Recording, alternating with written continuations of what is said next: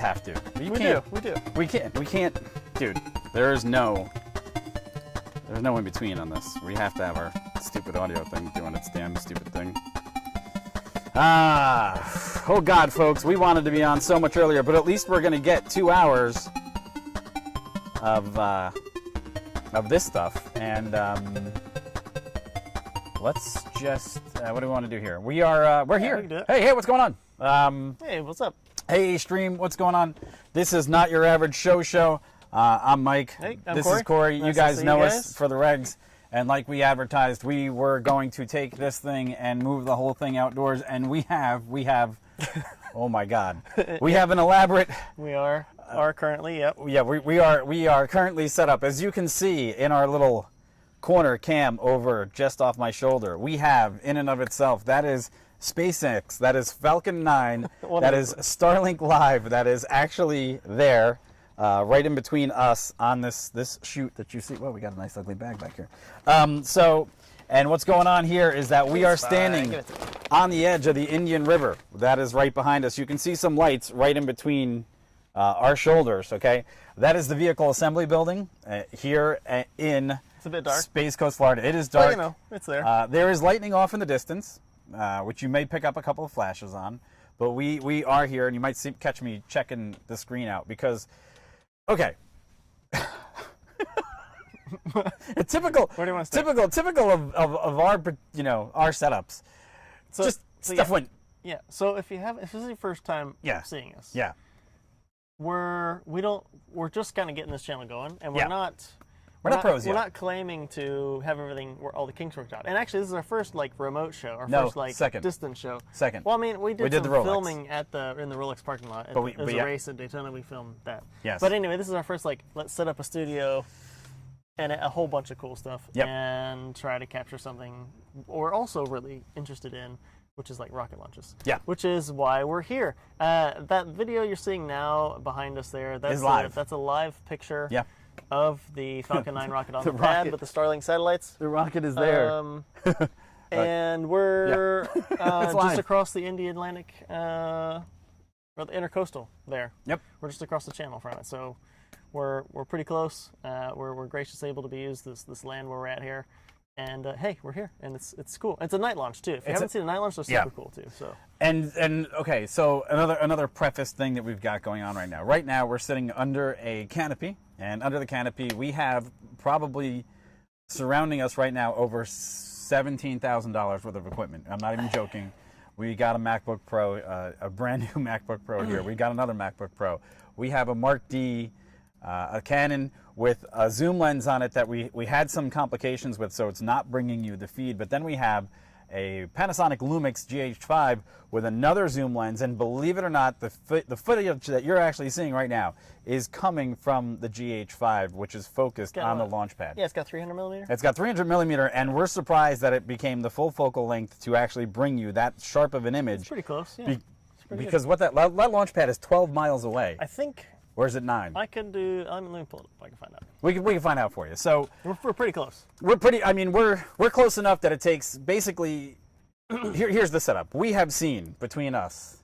What launches? How many hundreds of launches? I don't know, man. I mean, back a lot of the shuttles. Yeah. I mean, I've lived in Florida. Well, not my whole life, but a lot of my life, and I've seen everything that I can catch that I'm in the kind of general area. Even if I'm not there, even if I can look up and see, in the distance, I'm catching it. So. Yeah. Yeah. So I can't tell you how many times we visited the shore just to come down here for launch. We were here in this exact location to watch us, the United States of America, back May 27th, I think it was. Launch America. Or, Launch. What's their tagline? I don't know. It was one of them. Launch America. Anyhow, basically, we were here for watching America go back in space. We have easy access to the Space Coast region, which is really, really nice. Yeah. And part of the thing that like we said, what we wanted to bring to this channel was the complete and total ability to bring you space exploration. We're big fans. Night launches are a big thing for us. Super cool. Super cool. So bear with us, because trust us when I tell you, we went through 4 hours of painstaking setup. Okay, got here at 4 o'clock, and actually it took us 5 hours. We've never done this before. Yeah. I mean, as the one monitor goes. As the one other monitor goes in and out, that's the fun part. Cables problem. It's cables. Yeah. So here's what we're going to bring you. Okay, what we're really going to bring you is a totally different perspective on a SpaceX launch, because as you know, SpaceX will have their cameras. Okay, they will be taking this up close and personal, but there's a different aspect to a launch that you don't get to see every day, and that aspect is as the rocket clears the launch pad and it goes up and gains speed and it starts its roll maneuver, it actually does an arc. As it builds up speed, it actually has to do this nice, beautiful arc through the night sky. And as it does it, it's amazing to watch how fast this thing actually is in real life. It's amazing to see how much light it actually projects in the surrounding area. It is very cool. Yeah. It's really, really cool. It's also, when it breaks, actually just the surface of space in the final atmospheric conditions as the rocket pierces much more than supersonic speeds. It creates dazzling halo effects. You could get certain sorts of artifacts, and on top of it right now, there's a lightning storm going on to the left and to the right of us. You might get some flashes. I don't know if our studio lights are blocking that out. I saw some. Did you see some on there? In the GH5 feed. So, and that's another thing that SpaceX is always up against. They're up against the weather, the elements. This launch was originally supposed to take place early morning Friday. Yeah. It was moved again till Saturday. The weather really wasn't being viewed as going to be possible for a launch. And we could get into all the different reasons why thunderstorms have to be cleared within a 25 nautical mile area of the rocket. When you listen to their actual feed, they'll tell you when the range has gone green, mission go, blah, blah, blah. And as we said before, the launch pad distance from where we are right now is 12.5 it's miles. About 12.5. So yeah, we're pretty close. Yeah. That lens is doing yeoman's work, man. It's pretty good. It's pretty good. That's nice. Okay, well, we'll take it. So we're here, and we're going to be here until this thing goes, which means if it doesn't go tonight, when's the next launch window open? I don't know. We'll try to come back. We'll see when they're going to go up again. When they come back. But yeah, so as Mike kind of talked about a second ago, so when the launch does happen to get closer to actual launch time, we'll probably move the GH5. It's on our left. We'll probably move it out a bit from under the canopy we have over us, and then move the angle a bit up, so you'll get a shot of it taking off, and then bending off to the north, to the left in the frame. You guys will see they're going to bend to the north because these satellites are going to polar orbit. This is where the Starlink satellites are going, so it'll bend off that way. So you'll take one for the team and go to Fish Lips. Hey, EBY, Fish Lips. Yep. Wow, that's a trek. You really want to go that far? Because Fish Lips I'd love for somebody to go get us Fish Lips right now, but that's a whole different story. Not now. Yeah, right. It's a joke. You get what I'm saying. Yeah. Here's the other thing. Okay, you might see bugs flying in front of our camera every couple of times. We are covered in bug repellent. But true. The weather, actually, it's a balmy 72 degrees if you're watching the Daytona 500, which is taking place in Daytona, just a little bit further north from here. On again? I don't know if it's restarted. I could check it out here in a minute. Yeah. But today was a banner warmth day. We actually reached a heat index of 89 degrees in this area. Now that is kicked off.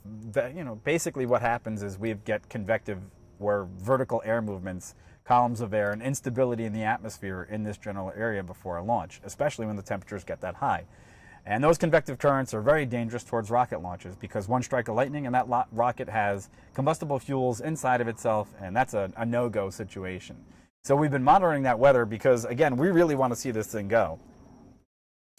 That's where the rockets come down. Oh yeah, that's right. Fish Lips. What are you pulling up there? I was trying to pull up thunderstorms. Oh, thunderstorms. Yeah. So. And actually, this rocket is going to come down and land on the Droneship. Of course, I still love you. I wanted to point that out because it's February 14th, so of course, happy Valentine's Day. Happy Valentine's Day, honey. I love you. And so yeah, the rocket will come back and land the first stage, obviously. Come back and land on the Droneship. Of course, I still love you off the coast. So maybe a little tongue-in-cheek for SpaceX.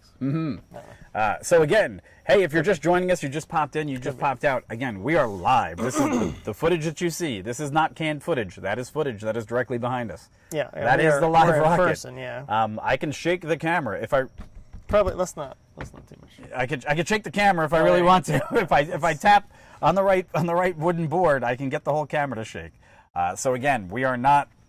This is not just SpaceX's regurgitated feed. This is our feed. Yeah, this is our coverage, and we are here. So it's pretty exciting. We will be monitoring SpaceX's Twitter and the weather ourselves. Not that we have any input on if it goes or not, but we'll be monitoring what they decide and trying to keep you guys up to date. So the launch, because the launch is, let me verify, yeah, 11:21 p.m. Eastern time. For all those in the Eastern time zone, it's 11:21. Yeah, I see a bunch of bugs. Studio Light just keeps collecting this amount of bugs. There's a big moth there now. There's a huge moth. He's having some issues. Awesome. Hey, also, folks, if you could help us out, because we're working on our live stream technique, and we're let's put it this way: we have connected more first-time equipment to this setup right now, tonight, in the last 2 hours than we've ever done before. And what that means is we could experience technical difficulties because, believe it or not, we don't have a hard tether on this. We are tethering through a cell phone. It's true. Okay, it's true. We're broadcasting over AT&T. Over AT&T, so we're doing this completely remote. And to get around the limitations on our YouTube account, we have to hook up a complete laptop. And what also we have here is we're using a Zoom H4n Pro with 2 lavalier mics on XLR. And that's because we wanted to be able to make sure that we didn't have our big microphone set up that we normally have in the studios. Yeah, that'd be nice. Yeah. And we're working with a whole bunch of different equipment. So what we could also help, if you guys were watching, and if the audio quality is not good enough, if there's something that you hear that's a little off, if there's an echo, let us know, because, hey, we can fix some stuff. We have opportunity. Yeah. So, and with that said, what else is going on? I don't know. We're here. I mean, I did hear... I admit I didn't watch any of the Daytona 500 earlier. Uh-huh. I did hear there was a bit of an accident. Oh, there's more lightning behind the rocket. Hopefully nobody... here. It's actually... So it's probably... About 35 miles off the coast? 50 miles total off. Okay. And it's active. There's still thunderstorm out there. Pretty far off the coast, but man, it's pretty good. I don't know if you guys got that in frame. That was a good one. That one was... It came up. Yeah, so it's monitoring Twitter and SpaceX's feed and see. There's a good deal. We can hope it goes. It is quite far offshore. My only concern is, where is the drone ship?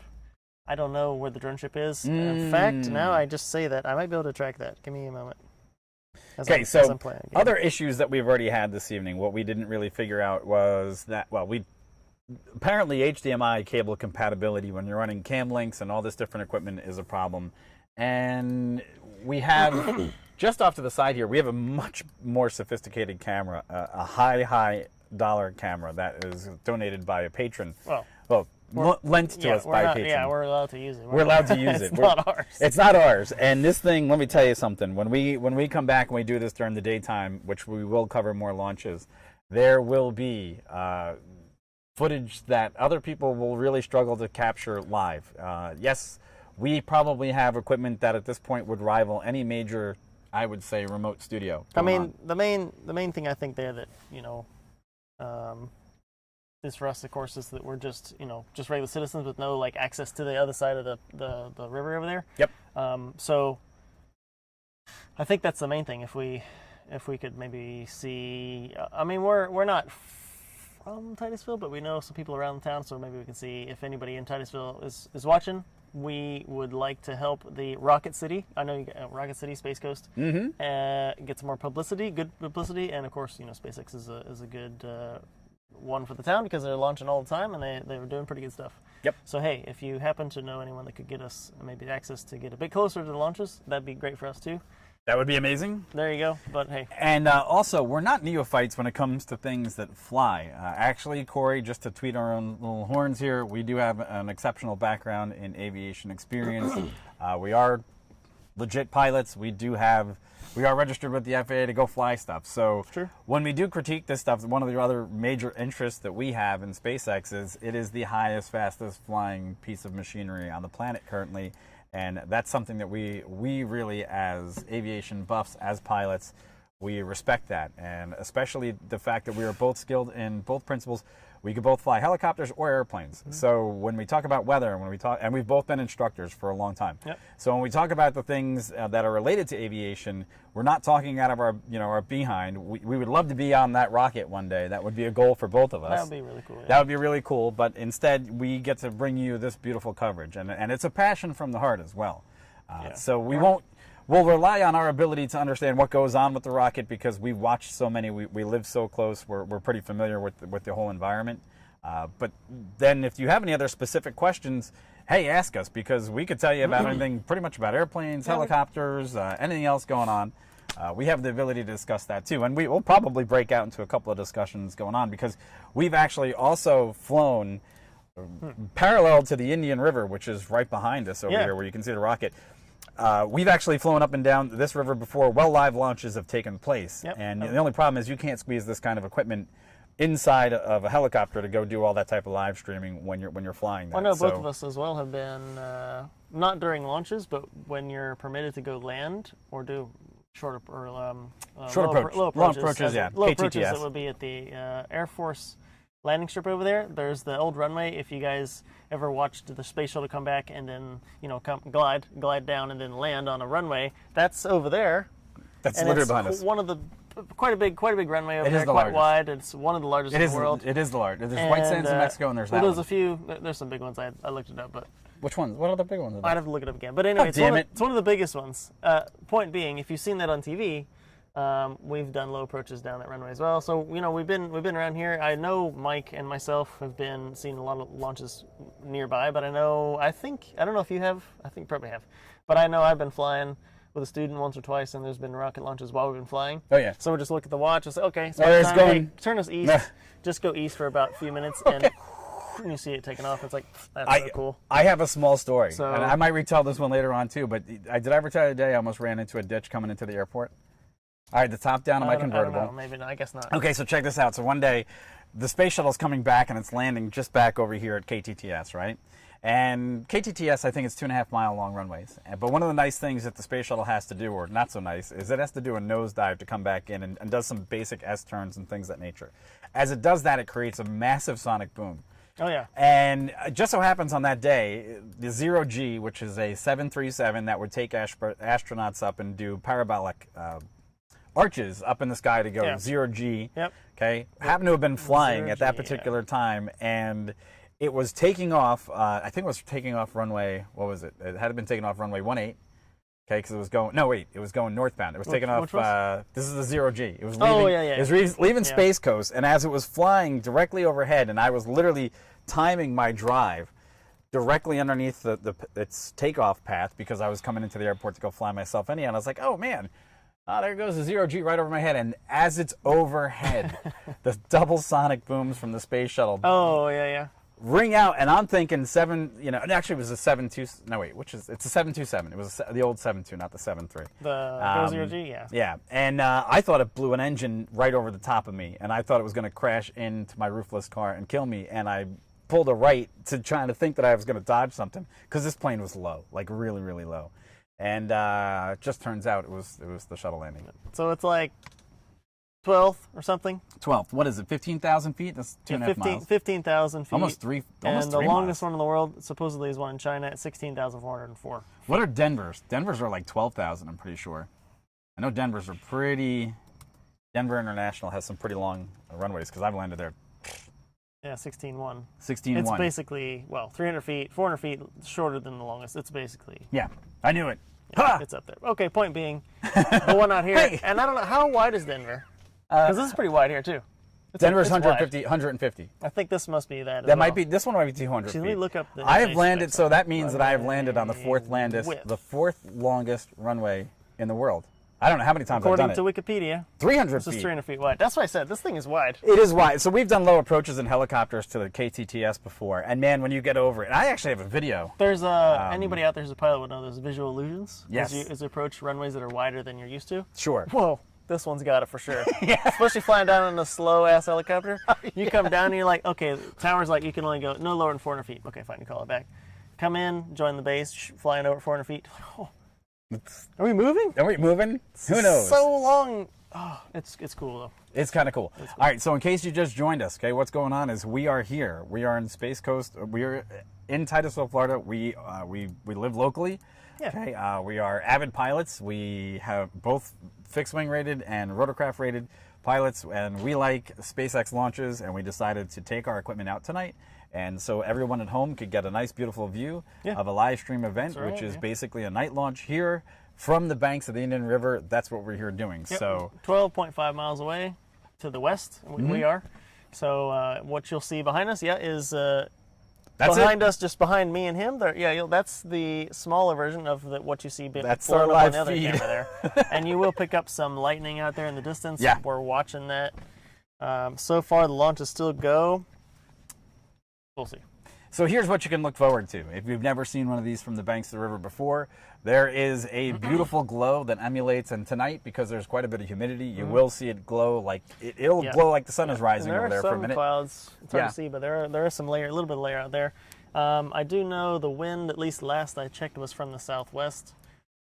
So we might not get as much sound as we'd like. Yeah. If you've been to live launches of any kind, if you've been to multiple launches of any kind, and you've been to one where the wind is at your back, Yep. or your wind is from the direction of the launch itself, you can tell immediate difference of the sound when it gets up a bit higher, and that's, I mean, for me, I mean, the launch is very, very cool to look at, especially night launches. One of the reasons we're here today.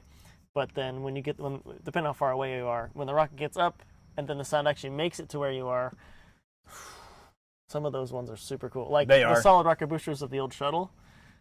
I was at the last night launch of the space shuttle, and when it got high enough, it was, actually I have a video of this on my YouTube. But anyway, do you? Yeah, it's pretty crappy quality. But anyway, the point was you could just feel, you can literally feel the ground shaking in your body, shaking with the shock waves of the energy of the solid rocket boosters as it was then. So it's pretty cool. Very, very cool. Anyway. You know what I'm doing? I'm superimposing our logo back up there because why not? Why we could use not? all the free advertising we could possibly get. So hey guys, if you're new, you're just clicked in here, you're trying to figure out what's going on, we are not just ripping off SpaceX's Starlink 19 live launch feed. No, we have our own cameras. We are here. We are doing our own thing. We got the wrong... That's not a rocket. That's not... Oh, damn. You know what? We got to fix that. I'll fix it. Stand by. Stand by. So the link you clicked on to get here. Yeah. Thanks for clicking it. Yeah, because it doesn't look anything but that's like... That's not a rocket. So that's not a rocket. Those are vehicles. So Mike's got to do work.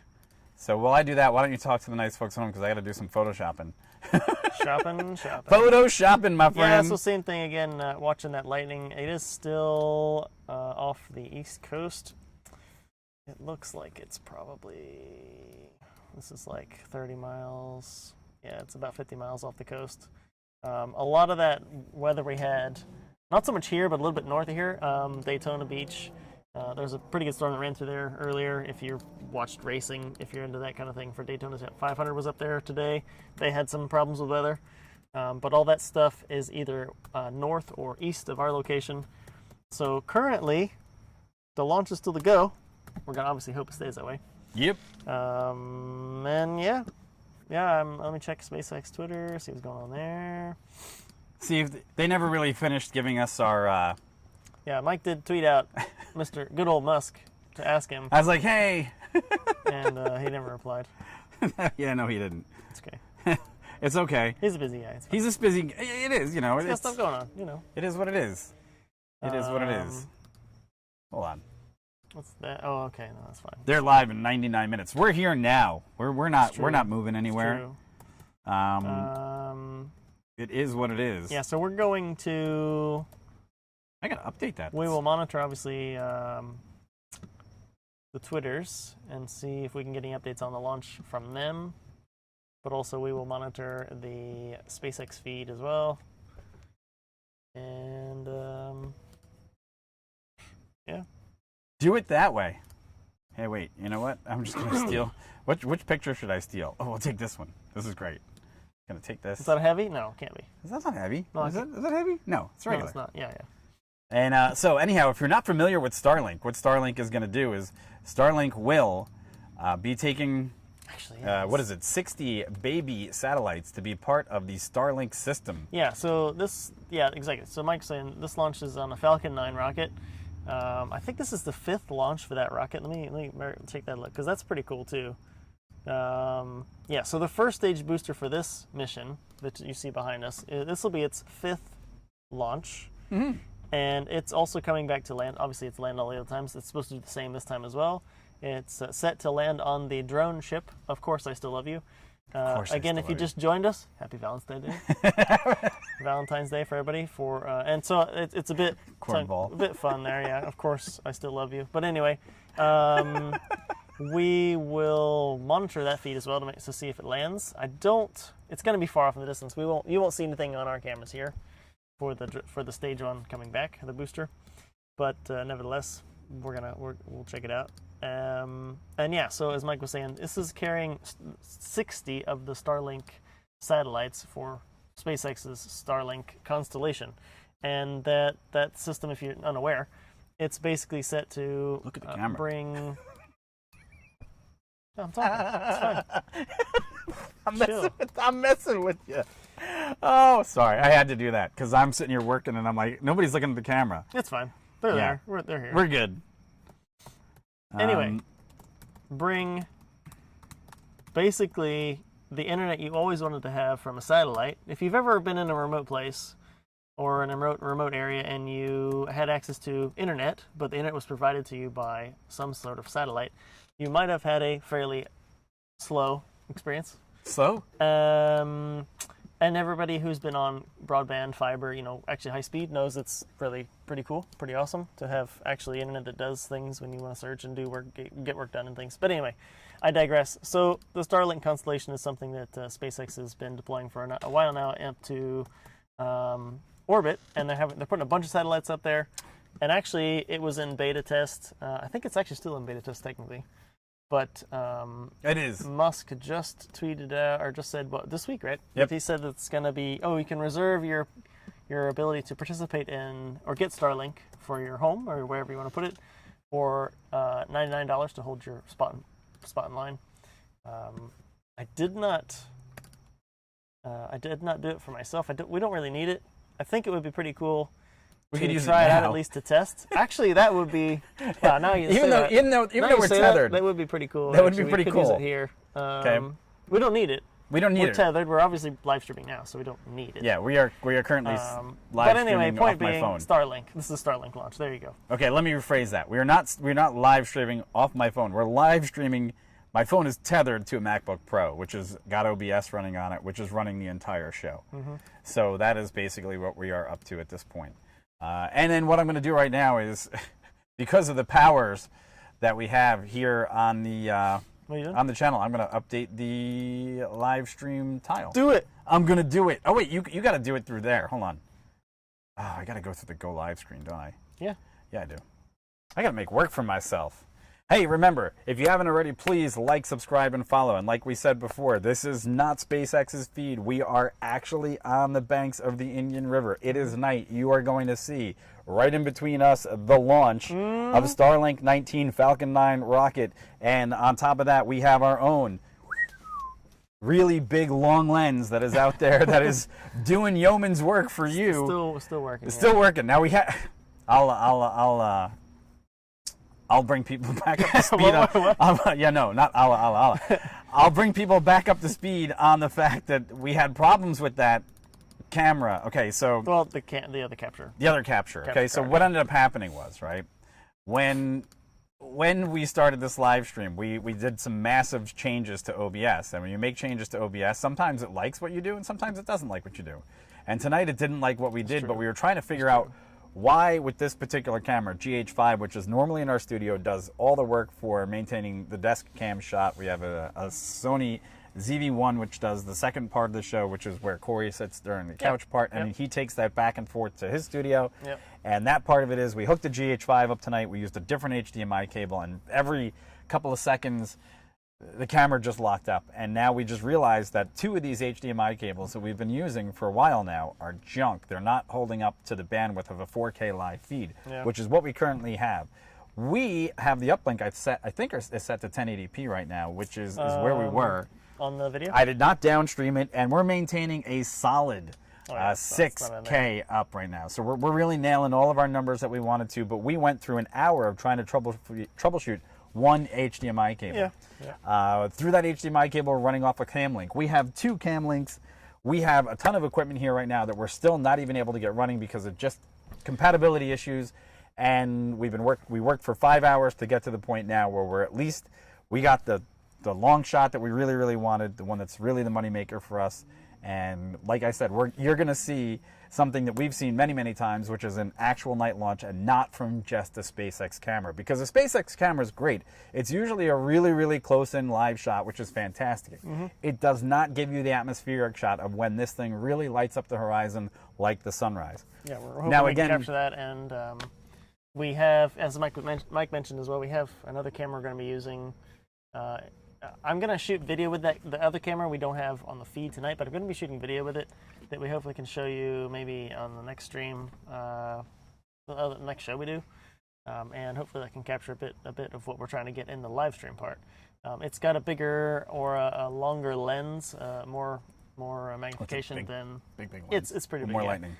We're borrowing it. Somebody's graciously allowed us to use it for tonight, and then maybe for other shows we'll see. But exactly. So that's kind of what's going on. We're trying a bunch of new stuff today, and a lot of new stuff. New lavalier mics, new interface on the MacBook Pro.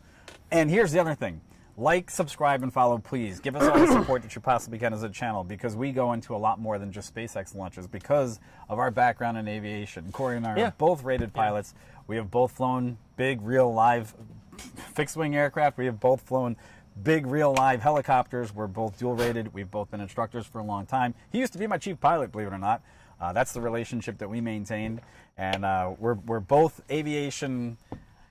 We're not subject matter experts, but we're damn good at what we do. It depends. Okay? It depends on the subject, of course. Okay? But I mean, we have aviation is obviously one of something we worked in. Yeah. But it's the pushing the boundaries of aviation is also interest that we have, and that interest obviously is one of the reasons we're here. This is obviously aerospace, but like Mike said, we're interested in technology. We're interested in auto racing, car technology. I have interests, and I think you do too, in breaking physics, and wait, breaking physics? Not like breaking physics, but like Breaking Bad? groundbreaking discoveries in physics, or experiments and things like that. So just kind of cool stuff, and really part of the channel. If this is the first time you've ever seen the channel, we're here obviously streaming a live launch, and we're here in person. It's just just behind us, 12 miles behind us. But it's one of the things we decided to do because we can. We can, but obviously it's one of our interests anyway. Yeah. We talked again. We worked together for a long time, and then we're still friends, and we're talking about going to do stuff around the state and places we can go to. And it's like, why we're going to go do this anyway and have fun? Why don't we just bring you guys along? Why don't we just take some video and see if people like it too? Yeah. So that's really what's going on. And again, if you haven't before, please do us a favor, like, subscribe, and follow, because that's what we get. This is where we get our support from, and we're willing. Yeah. Look, because what we like in aviation, we're willing, if we get the support that we can, to take you guys on a lot more adventures. That means actually coming up for us a couple of flights in helicopters and airplanes and things in the future. We got a lot more stuff planned for you, and this is just the beginning of our growth. And you can get into the bottom basement. We like to have great discussions about technology, like Corey said, and even share some of our aviation experiences with you guys. And again, this is cutting edge. A lot of people, look, and here's the thing about SpaceX that a lot of people don't understand. Yes, this place is saturated with launches. Only in the recent last 4 years since SpaceX has really stepped up its game have you seen almost weekly launches coming out of the launch pads over in what was the number they said they're supposed to launch this year? Like it was pretty 60 or 60 something. I think it was like 67 launches. How many launches? And the thing is, for us, it's commonplace to literally step out of our houses, look out in the backyard to the east, and my God, there's another rocket going off. And I will get up at 2 o'clock in the morning, walk out in my back patio with my slippers and my phone in hand, and I will watch a launch. But now we're going to try to bring it to you guys because there is an experience to it. And again, sure, SpaceX does a great job in their live coverage. Again, it's all close-up shots, and you get to see the rocket leave the launch pad, and it's fantastic. But when you're actually here, there's a physical sensation that goes on when you're watching any sort of launch. Now, the space shuttle was different. Solid rocket boosters produced a ton more thrust, and on top of it, the actual combustion was an unstoppable event. Once you lit those boosters off, they were going no matter what. Or solid rocket boosters, yeah. So there's a little bit of difference in propulsion here with the SpaceX rockets, which is important to know because it also changes the frequency, the tone, and what you feel when the rocket actually launches. So hopefully, if the wind is just right, we have the proper air density and temperature for tonight where we should get some solid sound. Now, if the wind changes direction, it could blow the sound completely offshore and it goes up fairly quietly. We'll see what happens, and we're hoping for something a little bit loud. So if we can get it, it'll pick it up on the microphones, and you'll hear that it sounds like rolling thunder compared to an actual, you know, the launches that you see, which the microphones are up close, where it actually sounds more like a sputtering and a spitting and a firing sound. As that sound wave travels over the long distance between us and the pad, which is about 12 nautical miles as the crow flies. Yeah, about. Right? Yep. About. Okay, so once it does that, that sound spreads out and it becomes a much more elaborate rumble, and it's a lot more throaty. When you're in your home in this area and that rocket goes off, you will often feel, and you'll hear it go through your roof, and you will see your windows vibrate at a very low rumbling frequency, and you will feel solid concussion waves. Slight, very Yeah, it depends where you Yeah, are. depending. And dogs, though. Dogs pick them up almost Animals. immediately. Yep. Okay, and then you'll hear it maybe, you know, a couple of seconds later. But it should take, on average, the time from when the rocket launches to the time that actual sound will reach this point here is roughly 56 seconds. I've counted many, many times. From this location? From this location, 56 seconds is from when it lights? From when it lights Okay. to where we are right now, 56 seconds is when you should hear the first rumbles. Okay, now, the average length of the time that you'll hear it, because of the arc that this will take in the sky behind us, it'll actually arc right here, where my arm goes, and cruise high up into the sky. It's going to parallel the coastline. Yep. So that sound will actually stay with us for a long time, for about 6 minutes, and it will reach probably peak volume at about usually a minute to a minute and a half is when it gets the loudest, and then it starts to dissipate as it really Depends picks up on wind speed. and all that, yeah. Yeah, it's depending on the. Now that's what we hope for with the wind. Okay, That would that's be what we cool. really hope That for. would be cool since it's night, and then talk about air density too. Yeah, again, it was quite windy actually here earlier, And it just died. and it's died down a lot, which is fine, which is good. I mean, if the wind, because the wind was from the southeast, Yeah. excuse me, from the southwest, mostly earlier, and that would not be really that great to hear. You know, hear really good hearing for the rocket itself. So I mean, if it's calm, it's fine, perfect, good. Yeah. And bugs.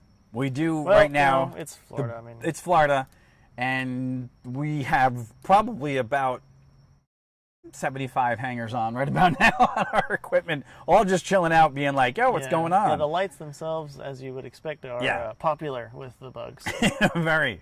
but that's to be expected. At least they're not hanging on us. That's a good thing. That's what I said earlier. I was like, well, they're over there.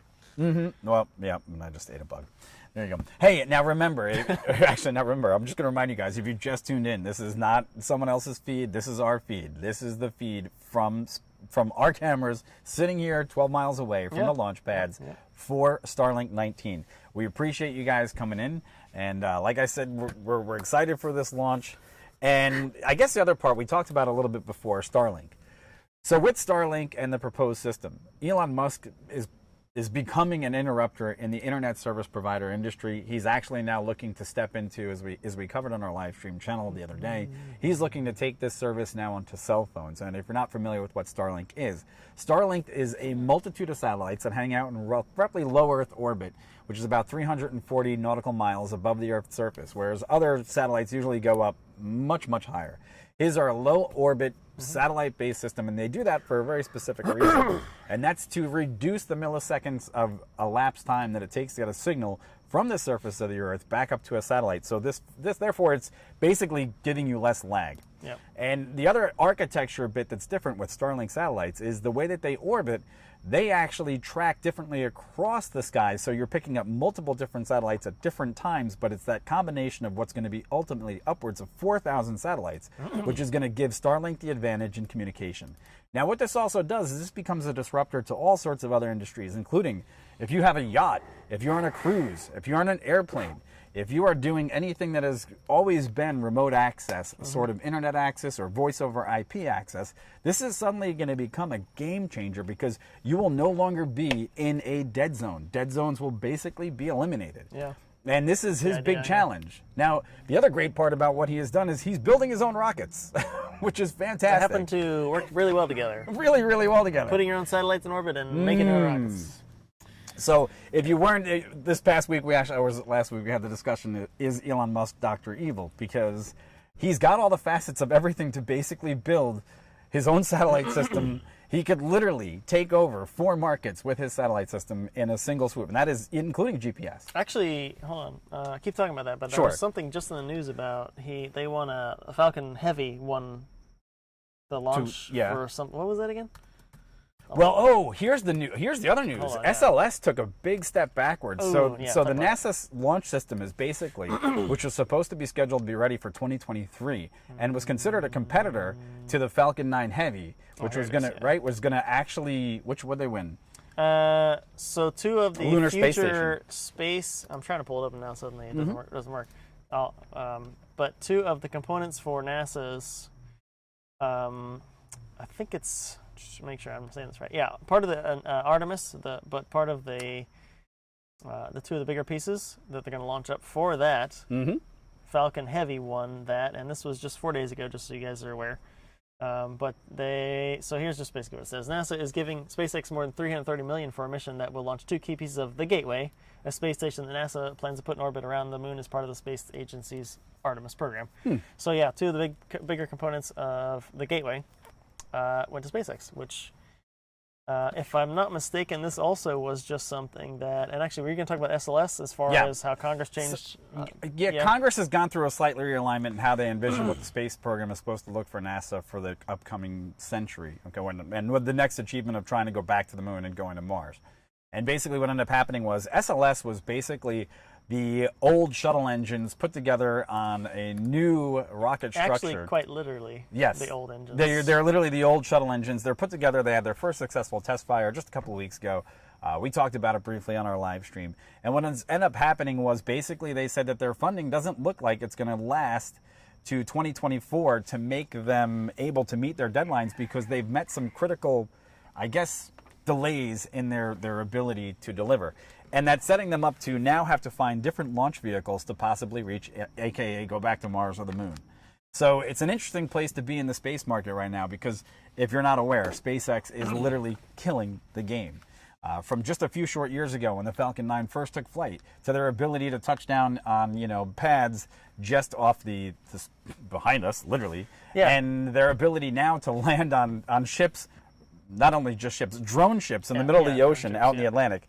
Look, they're killing the game, and they're doing it one by one. His whole part was reusable rockets. I mean, if you're keeping up with the news in the space game, you'll be aware of the Starship that SpaceX is working on in Boca Chica, Texas. Yep. And the whole idea there is it's a quite larger vehicle than the Falcon 9, the rocket taking up these satellites here.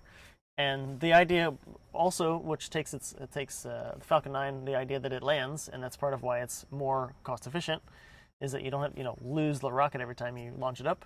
Is the same reason that that's Starship, the bigger one that's going to eventually be crewed and has ambitions to go to Mars, is going to work. It's the idea that they can launch something that gets, I think it has one of the heaviest payloads up to low Earth orbit. Yep. And that it lands, and the idea by the end of all their testing and all their refinements is that it'll land itself, and then of course have very minimal maintenance to take off again. And I mean, we're talking literally almost just the fuel is the cost to shoot it up more than once. Shoot it up. Shoot it up. Right. That's just amazing. The fact amazing. That you could just pay for the fuel and then the fee of whatever it might be to give SpaceX your cargo and up to orbit it goes, and off you go. The fact that it's a whole lot less expensive is what's gonna help push it. Push us all to space. Well, and here's the best thing. I hope in the next 10 to 15 years that I can actually go to space. Very well could happen. I would like it to happen. Just get whether it's just a trip up to low Earth orbit for a few days or whatever, and then come back down. That'd be awesome. Still be awesome. Okay, so cool. part of that interest is Corey and I, if you don't know, and I'll say it again if you've just joined us, maybe you do or don't know, we are both rated pilots. We both have flown helicopters. We both have flown fixed wings. We both have been instructors for a long time. He used to be my chief pilot. We've enjoyed careers in aviation, and SpaceX and rocketry is also part of that upper echelon of reaching that total, I guess, that echelon of speed. It's making everything work together as one. And right now, behind us, in between us, if you don't know, right here, this is us, where we are in our live stream. That is right there, those little lights right there over our shoulder. That is the live stream shot that you see. This is not someone else's footage. Woo! This is ours. Yeah, we're here. Okay, So- we're here. This is legit. And when this thing goes, what you're basically going to be able to see is you will see an aura build as a glow in behind us, and then this rocket will have it's only describable because you see it from SpaceX's live feed, and it's great, it's awesome, right? The only difference is we've got a different perspective. You are going to see it as if you were standing here as close as you could possibly get without paying or without having to be on NASA property with credentials to actually watch the launch. Yeah. Okay, this is the real deal. This is not someone else's pre-cut up footage. We're not stealing this from SpaceX. No, this is our cameras. This is a super telephoto lens. We have our live stream equipment sitting here on the banks of the Indian River. We are getting eaten alive by bugs. These things happen. This happens, but we're doing it for you guys. So if you haven't had a chance, please like, subscribe, and follow. We perform the show. Thank you so much. Yep. It's a live stream that we do every Monday, Wednesday, and Friday. We try to get on at about 2 o'clock in the afternoon, go to 3. Yep. And what we talk about cars. We talk about emerging technologies. Space, aerospace. Electric car production. Anything that's kind of like cutting edge or really interesting. Yeah. We're down, honestly. We're here for that. So, it's quite a wide variety of things we talk about, but it's kind of the things that Mike and I find ourselves talking about anyway, and kind of said we used to talk about it all the time. It didn't really make a difference. That's what I mean. We'd just be on between flights or whatever. We'd just sit down and be like, hey man, have you seen this article about whatever? And it's just like we can bring you guys along to bring you. You've nurtured my inner nerd child. Why not? And I mean, for being here tonight too, we're gonna try to attend more of these launches to bring you guys along. And really, it's Star Wars. It's the stuff we like anyway. Sure. So we're like, why would you not want to bring you guys along to see it as well? I mean, so one thing too, if you just joined us, we mentioned a little bit earlier, the camera that you see the feed behind us on the big screen there. We're going to leave that where it is until we get closer to launch, and then when we get closer to launch, we're going to move that camera a bit closer, just on the deck we're sitting on. Yeah. And get a bit different view. Zoom it back and a bit up so you guys can see really the rocket lifting off and the sky, the effect it has on the environment, right? Because it's so cool. And then you'll see the rocket take off and lift off the pad, but then it's going to fall away to the left, your left, that's north. And it's going to continue in an arcing until it gets upward, stage separations, second stage takes over. And we'll see how much of that we get with the camera and the lens, but you're going to get a nice view of what it would look like if you're standing here with us, and that's why we're doing this, so that's the whole thing. Yeah, what's incredible? We're currently doing this tethered to my iPhone, okay, off of AT&T service here in the river, and I'm just checking the weather on my phone really quick just to make sure that there's nothing creeping up, because we have all this equipment. We still have lightning off the coast. Which you might see in some of that behind us. Yeah, there's some lightning bolts that have gone off behind us, and I'm actually just a little fixated on constantly watching the blipping lights on the towers because earlier today when we set up this equipment, we had HDMI cable issues the way this whole setup was running, just issues galore, and it was a pain in the butt. But we got most of that worked out. Again, the next time around we will have multiple camera angle views. That didn't work out for tonight's live stream, unfortunately. With just a couple more little things to work out, but we do have another super powerful loaner piece of equipment here. As he said, we got somebody that is letting us use a camera with a really big zoom lens. Really big. But we had some trouble getting that capture device working with everything else. Not like this one. Not talking about this one over here. I know, but the thing is, not like this lens is underperforming by any means. It's quite good. Okay. You're still quite zoomed in. We're roughly 12.5 miles away. Yeah. So and this is still pretty close. It's a Panasonic Lumix GH5, and it's got a 300 zoom lens on it, and it's actually squared in on that actual launch pad so well. I thought for shooting 12 miles away that lens may or may not cover the distance right. Like a little speck. It will be a little speck. Well, there it is. It's over there. And we did some tests, and I was like, oh my God. I was like, you can make out rocket. Like, there's actual rocket in there. There's rocket. We are just an hour and 14 minutes away. And hey, the likes just keep coming in. Keep those likes coming. We appreciate that so much. And if you get a chance, hey, we're watching chat right here. If you guys want to start up a conversation, by all means, ask us anything you want, because we are sitting here live. We are monitoring chat. we're here for the duration. Yeah. Whether or not this rocket goes or not, we will be here. That's right. And you know what? If it explodes, because I've actually seen that happen before we're too. certainly not hoping that happens. But, No, we're not. No, but what was it? A year ago? Well, I mean, a year ago in they case did the you test. didn't, yeah, if you guys didn't know, SpaceX did put up a rocket. Yep. And then blow it on purpose. So, and that was planned. That was part of a test. So, they have had rockets blow up, sure, of course, but obviously this is a commercial mission. Well, no, I guess it's not commercial. It's technically their own satellites. Yes. I mean, it's they probably do they pay themselves? I don't know. Starlink probably paid. That's literally what you're seeing this happen live here. Lightning. Anyway, yeah, it's Starlink satellites are going up. So yes. Yeah, we'll see. I'm gonna check the Twitter, see what else is going on. Checking the Twitters. You know, we could, if we really wanted to, we could get oh, you know what it is? If we put up even that's why that OBS link wasn't working. What are you talking about? Okay, because what you talking about? Every time we've used in the studio that we've used the OBS link, we got to get new HDMI cables across the boards. That's what it is. Those other HDMI cables that we constantly thought that. You mean the ones that weren't working here are the same ones I was using from the couch? Yep. Well, the things you learn. How's it go? The more you learn. Right? No, is it the more you learn? I don't know. Is that where the little star goes across on NBC? Remember. Is it? Is the more you learn, the more you know. The more you know. That's the more you know. No, it's the more you know. That's the one. So anyhow. Yeah. So as we wait, what is the most terrifying experience you've ever had in a helicopter? I was expecting more. That was another big flash behind us. Maybe. I guess the two that come to mind is when I was one is kind of like if you've been an instructor, it's kind of cookie cutter. Like if you've been a helicopter pilot instructor, it's kind of cookie cutter. Okay, student is doing auto rotation. They should be doing everything fine. You do a practice engine failure on them, which is part of procedure to help them learn. Yes. And things go a little awry. No, I'm sorry. Let me take it back. Wait, it's not that. What? It's still one of two things. One was it was a simulated identifier from a hover. So hover autos. Hover autos. Simulated. It's not really. It's not hover auto rotation auto because it's not. But it's a engine fire from a hover. And I had a very nice guy, one of my earlier students. No names, of course, but he's a larger guy. And I gave him a practice engine fire from the hover at one of our practice spots on the airport, and he just had this reaction where he kind of tensed, which is to be expected. It happens. But he's a big guy. He's a big guy, and I kind of knew he did this before. And he tensed this time, and he grabs the cyclic, which is the control right in front of you, and he does this. Just kind of tenses up, right? Yeah. And here we are, 4 feet my favorite off the deck there, and engine failure has been put to idle, or the torque's been put to idle, and he's just. And I'm like, oh my God!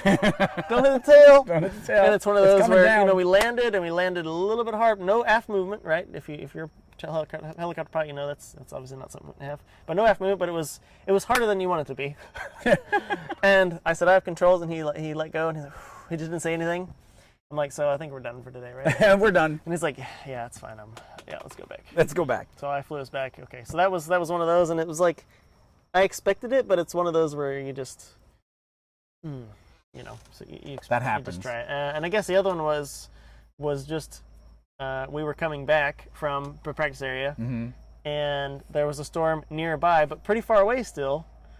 And we were south of the runway, coming in for a runway 27 landing. Yeah. So we're down the downwind, but the south. Yeah. And legit, lightning hits the trees like right there.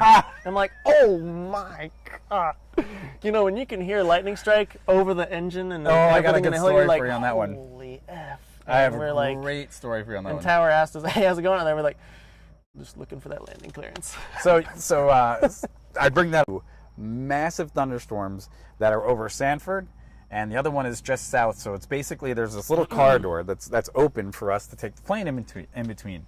And we go with our landing approach. We're like, hey, we just like flight following at this point just to get us through. So you mind keeping an eye on us until we make the left turn to go southbound to Space Coast Regional. Yep. So here we are. We're in Cessna, and we're flying along, and we're 20 nautical miles north of where we are right now on the banks of the Indian River. And we're starting to make the turn behind this thunderstorm, which was progressing inland. And I'm like, okay, this is fine, fair enough. And as we get into this little arch area, and when we make that left, out of this thunderstorm jumps a bolt of lightning. Yeah. And I watch it, and I just watch it trace across the sky, and it zaps 7 miles from our house. Right? And I'm like, I'm like, oh, damn, that was really close. I did not expect that thing to jump out. And my stick buddy at the time was like, dude, that was like phenomenal, just clear air, just so far away from the other part of the thunderstorm. Yeah.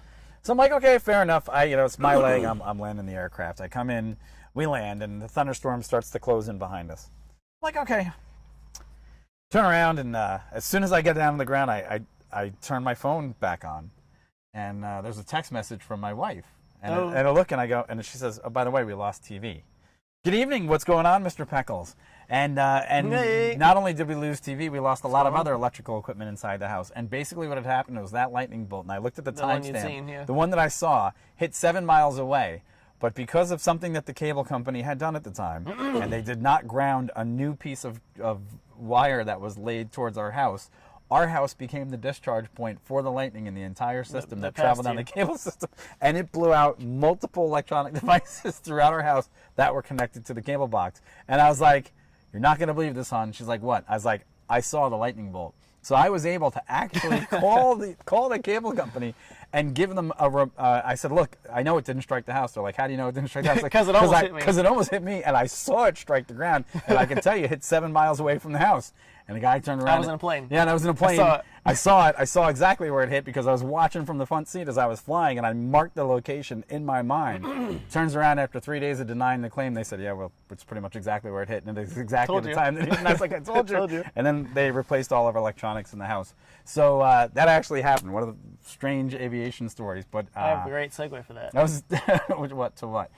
Anyhow, if you look at the screen behind us, what's the second? Those big poles. Oh yeah. Those are lightning rods, basically, pretty much, so that it doesn't hit the fuel farm, that's pretty close to there. Yes. And the rocket itself as it fuels. Yep. So in case you just tuned in, basically what's going on is I'm Mike. This is Corey. This is the Not Your Average Show. Welcome for tuning in. We are not using anybody else's feed. This is our own live feed. We are in Space Coast. We are in Titusville, Florida. We are on the banks of the Indian River. We live locally to this community. We're both pilots. We're here to cover Starlink 19, which is Falcon 9's launch here at 11:21 from the launch pads. This is our own footage. This is our own live stream. This is not canned footage. This is nothing else. This is us doing it live. If you want, reach out through chat. We're just, at this point, we're filling some time here because we wanted to be... we got some time. We wanted to relax and just sit here and enjoy because we would have been here already for this launch anyhow. We just figured, well, you know what? Yeah, that's kind of the idea. If you're just tuning in and a bit new to the channel, we talk. If you go back and look at the other videos we do and stuff, we talk about a lot of technology, aviation, aerospace, braking technology, like emerging technology. But we also really like launches, rocket launches, and for we sure. keep track of. Blue Origin, SpaceX, a lot of the other people that are coming on board with as it would be like private space endeavors. And like Mike said, we kind of live locally, so we're lucky enough to really like physically in person watch some of this stuff. Yes. And as he said, I mean, this is a night launch. Night launch is really cool. I probably would have been over here anyway because it's a night launch. So we said, bring you guys along. Yeah. Why not? Why not? I mean, we do other things. We had some equipment, and as Mike said, we brought a lot of the studio here.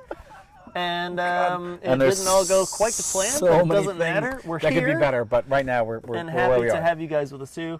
And there you go. So we'll hopefully get this launch off the ground soon. Did you? I did. Oh God. I'm gonna. Yeah. Why not? Did they restart the Daytona 500? I know the weather was out. Hold on, I just see something else. Stand by. Oh, that's old news. That's old news. Let's I wonder if they started that back up. I was watching that before I left the house to come to the live stream. Anybody in chat? If anybody knows, if you're watching the Daytona 500, which we know a lot of. Look, we also know this other thing right here. This was supposed to go off Friday night, which probably would have been a much larger audience. This was supposed to be, lap 68 of 200. Lap 68 of 200. So they're going to be finished after we are, if any luck is. So I guess the people there at the Daytona 500 will be treated some late night driving. They'll be able to see the launch. They actually will, because it will travel yeah, past they Daytona. should They'll look see it. south and boom, they should see They'll it. see That's it. pretty cool. If anybody at Daytona, let us know. Let us know, because you'll be able to see Let it. if you've And seen it. if you've actually ever been to Central Florida, you can see launches as far inland as the theme parks pretty cool. easily. It's pretty but cool, yeah. there's nothing like being right here. Here you get the sound. Here you get the vibrations. If the wind is just right, the temperature and density of the air is just right, it blows that sound in on top of you. It makes a nice, good rumble, and it's fantastic. So, and that's what we're here for. So if you guys stick it out with us, we're going to show you a different perspective, something that you haven't seen before on a rocket launch. Not an up-close visual. This is going to be how it actually leaves the launch pad from a distance, how it fills the night sky with light, how it arcs over the Indian River, and how it heads on its trajectory across the surface of the Earth and climbs out into the upper part of the atmosphere. Falls out to the north and heads up to polar orbit. So Polar orbit. that's what That these sounds are, cold. That's where these are going. Well, it's going to be cold. Space. 24,000 feet, it's actually going to be sub-freezing temperatures. This rocket is going to go through some pretty extremes because this afternoon the temperatures here climbed into the mid-80s. We saw temperatures of a heat index of almost 90 degrees at about 3 o'clock this afternoon in this location. I know that might anger a lot of people in the northern states anywhere because of the cold that's been going on. And we do feel you. I hope everybody's staying safe up there because it is super cold. It's super cold, in a lot of places. Yeah. So we won't talk too long about how No, it's 10, beautiful. 15, and it's little farmer's stand going on. 75. 75 And degrees. it was literally like 87 degrees. Sorry, today. James just said in chat that he is, man, you guys are sitting in these t-shirts outside on the beach, and I'm in my basement with a jacket and a hat on because it's so cold. Yeah. Hey, hate to rub it in, we're wearing shorts too. Yeah, I also have shorts on. I really thought about wearing pants, but only because of bugs. And that's the ice in my water melted. Legit a thing. So I might have to get a colder drink. we apologize. We do. Don't leave. Don't leave. Don't hate us. Don't leave. The launch is still happening. It is still going to happen. You're here for the launch. Yes, you are.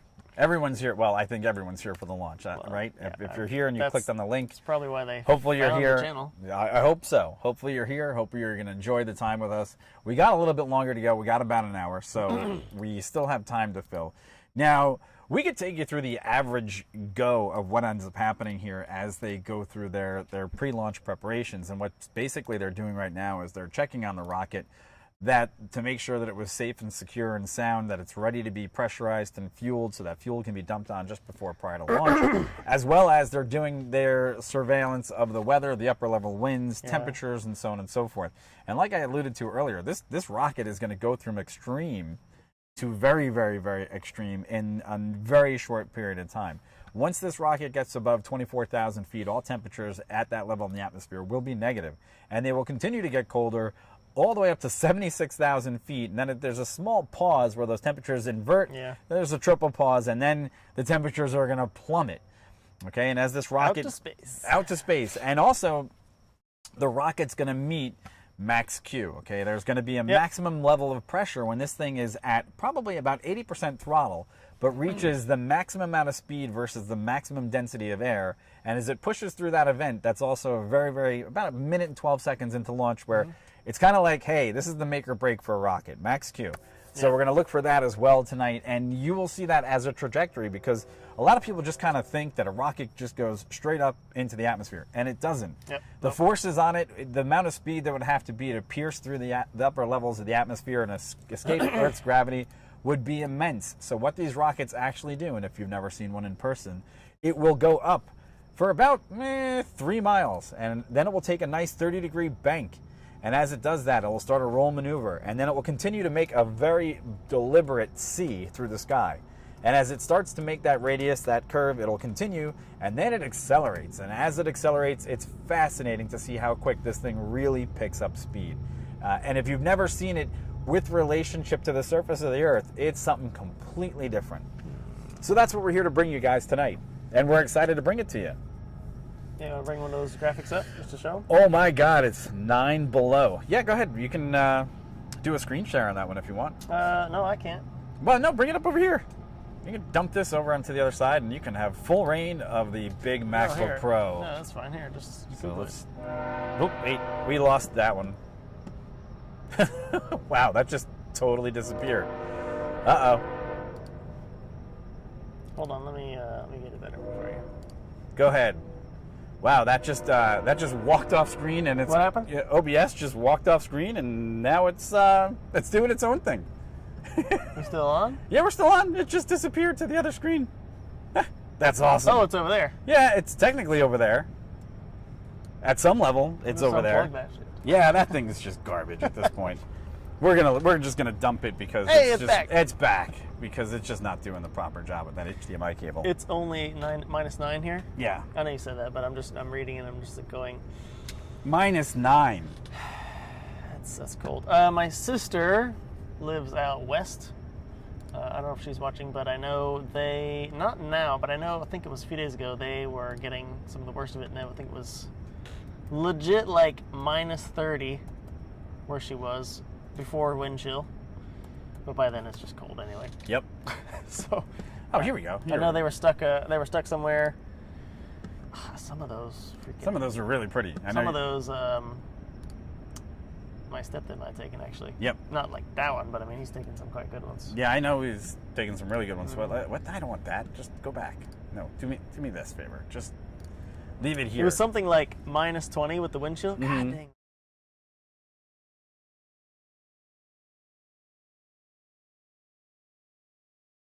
Skin exposed at -20. I do not know. 30 seconds? I mean, what is it at that temp? Any idea? Pretty quick. It's got to be super quick. It's got to be super quick. It's got to be super quick. Definitely super quick. So anyhow, if you just tuned in, once again, hey, that's a live rocket behind us. That is not a picture. That is a live rocket. Pictar? Pictar? Yes. It's not. It's a live rocket. What? What's the matter? You got it up there? Yeah, that's the rocket. No, you can put that up there. I mean. Oh yeah. What, this? Oh yeah, I can bring that up there. No, I didn't know. I don't know. Yeah. I was just screen sharing just a picture of the rocket arc Cool, and the pictures. Cool. So yes, this is our own live feed. So we are excited to bring this to you. It was something like -20 with the wind chill today. It's cold. Suckers. No, what? Well, I mean, here's the other thing. It's snowing in Dallas-Fort Worth today. It was snowing.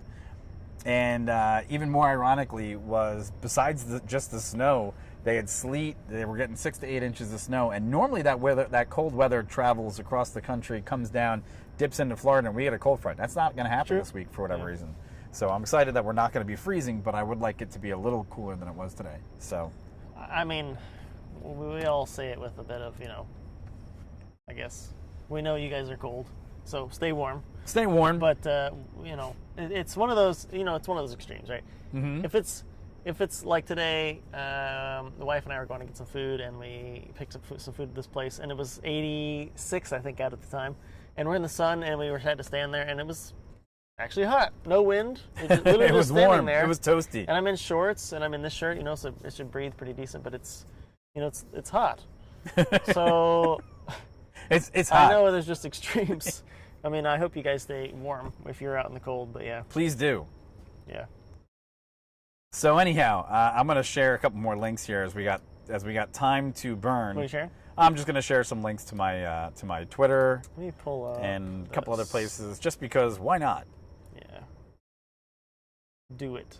It is. It's live. So if you've just tuned in, we are live. We are here. We are in Space Coast. We are in Titusville on the banks of the Indian River. We have our own cameras here to cover the SpaceX launch in a completely different way, so you can see this thing light up the night sky like no other. It will be a beautiful event, something that you may or may not have ever experienced before, It's true. and we're Yeah. excited to bring it to you. 100%. Yeah, I mean, SpaceX has a great feed. I mean, if you're interested in a lot of the details, which I am too, I really like hearing all of the back and forth that they have to go through to make sure the rocket's safe to fuel, to depart the pad, everything, and as they reach the milestones, whether it be leaving the pad, max Q, whatever it might be. But there is something to be said about. You know what? It won't let me post it to Twitter. Which Oh, one? well. What's that? I don't know. It wouldn't let me post my link to Twitter. I What won't let you post? Twitter wouldn't. Twitter won't let you post? Yeah. What'd you do? Nothing. He's I blocked. did it. Okay, I did tweet Elon Musk I mean, that's and fine. SpaceX if we could use their feed the other day, and I that was doubt about I it. doubt that's it. Was that another big flash I behind us think at it the was. rocket? I didn't see that, but I I didn't. saw it I on saw it on the this. camera. So that is, we're not just waving our hands in front of it, because I could do that if I really wanted to, but I'm not doing that. There is still lightning out there. It's basically due east, but it's further out than it was. It's well, I mean, that's good, It's- because the it's range far should out. be clear. Oh, that's what I was gonna do. Give me a second. What are you gonna do? I can look that up. I can look where the drone ship is, Okay. because that's That's part of it, actually. They want to bring the rocket back, and if it's Oh, that's going to be the other. if it's because like with some of these rockets, right? They have a plan B where the rocket could go down if they need to go down, or we're not talking crewed launches. That's a totally different story. But if I'm not sure, but I know if SpaceX can't recover the rocket because of the drone ship being in waters that's not conducive to catch it, I don't know if they cancel it anyway. I mean, their point is to launch rockets and then catch them. So I think it was the So, last I launch don't know. they broke their record know. for lateral winds. I believe their winds were upwards of 35 knots. That's Let's the highest see. winds, and they were the steepest seas that they've ever recovered a rocket in the Let's open see if I before. can find it. And that was one of the situations that they were looking forward to testing, and again it nailed the landing. So congratulations to SpaceX on that one. So is it, I wish we had Droneship. Of course, I still love Of you course, it's still tracking. over, yeah. Well, I can try to find it here. He's trying to find it to see if it's actually in the storm. Yeah, because I have this app, which is really cool. Which app is that? It is called Marine. Okay, he's gone seriously nerd Marine 6.0 Tracker. on me. It's pretty cool. It's pretty Yeah, cool. okay. I bought the premium version a bit ago. What's it say? It's been like 0. It's been below 0 for the last week. At least I have a heated chair. And oh, wow, that's. I guess I should have put a reference there. I never even thought that I would need a heated seat in a game room. You're a jerk. I know. I'm just saying. That's what I'm saying. But dude, that sounds really cool though. Because It is pretty cool. Hey, if you just tuned in, we're just talking. We're just filling some time here. That was more Might have lightning. been more lightning. Yeah. That's more lightning behind the rocket. The rocket is literally behind us on the pad. Our cameras are looking at it right now. You can see that is a Starlink 19 Falcon 9 rocket. It's ready to go off at 11:21. We're basically just going through some research right now to see if, of course, I Still Love You is in the clear. We've been tracking some thunderstorms that are about, I'd say, 40 to 60 nautical miles off the coast of Florida right now to the east, and that's generally where they put the drone landing ships, and they could impact tonight's launch. So we're doing a little bit more looking into that because absent of the SpaceX feed right now, that's what we're trying to find. And what we're also looking forward to do now, look, in the SpaceX feed itself, there is nothing that says that it's copyrighted material. So I tweeted Elon Musk and the SpaceX team to see if we could use part of their feed to be an accessory to the fact that we could get their live audio feed. There was more lightning off to the side here at the launch pad. And basically, they never got back to us on Twitter, so we're going to probably sneak a little of that into the corner just so we can steal some of their audio if it all works. Because in setting up this studio today, right now, we went through hours of work. We do have another, even better camera than the one that's currently giving you the live footage of the Falcon 9 on the pad as it sits. Unfortunately, there's some interfacing issues with that particular camera that I didn't really like the whole setup, and as we put them all together, we ended up going back to the GH5 with a nice 300 lens. We've got our studio lighting up in here. We're currently covered in case it does rain. There was a threat of rain that was technically going to be part of the forecast. So this is also the first time we have ever live streamed from this location, even though we're both from space. We're not from here, but we both live in the area, and we have accessibility to the Indian River right as you see the launch pad behind us. The launch pad is currently 12.5 nautical miles away. Actually, not 12.5. It's 12.5 miles as we speak.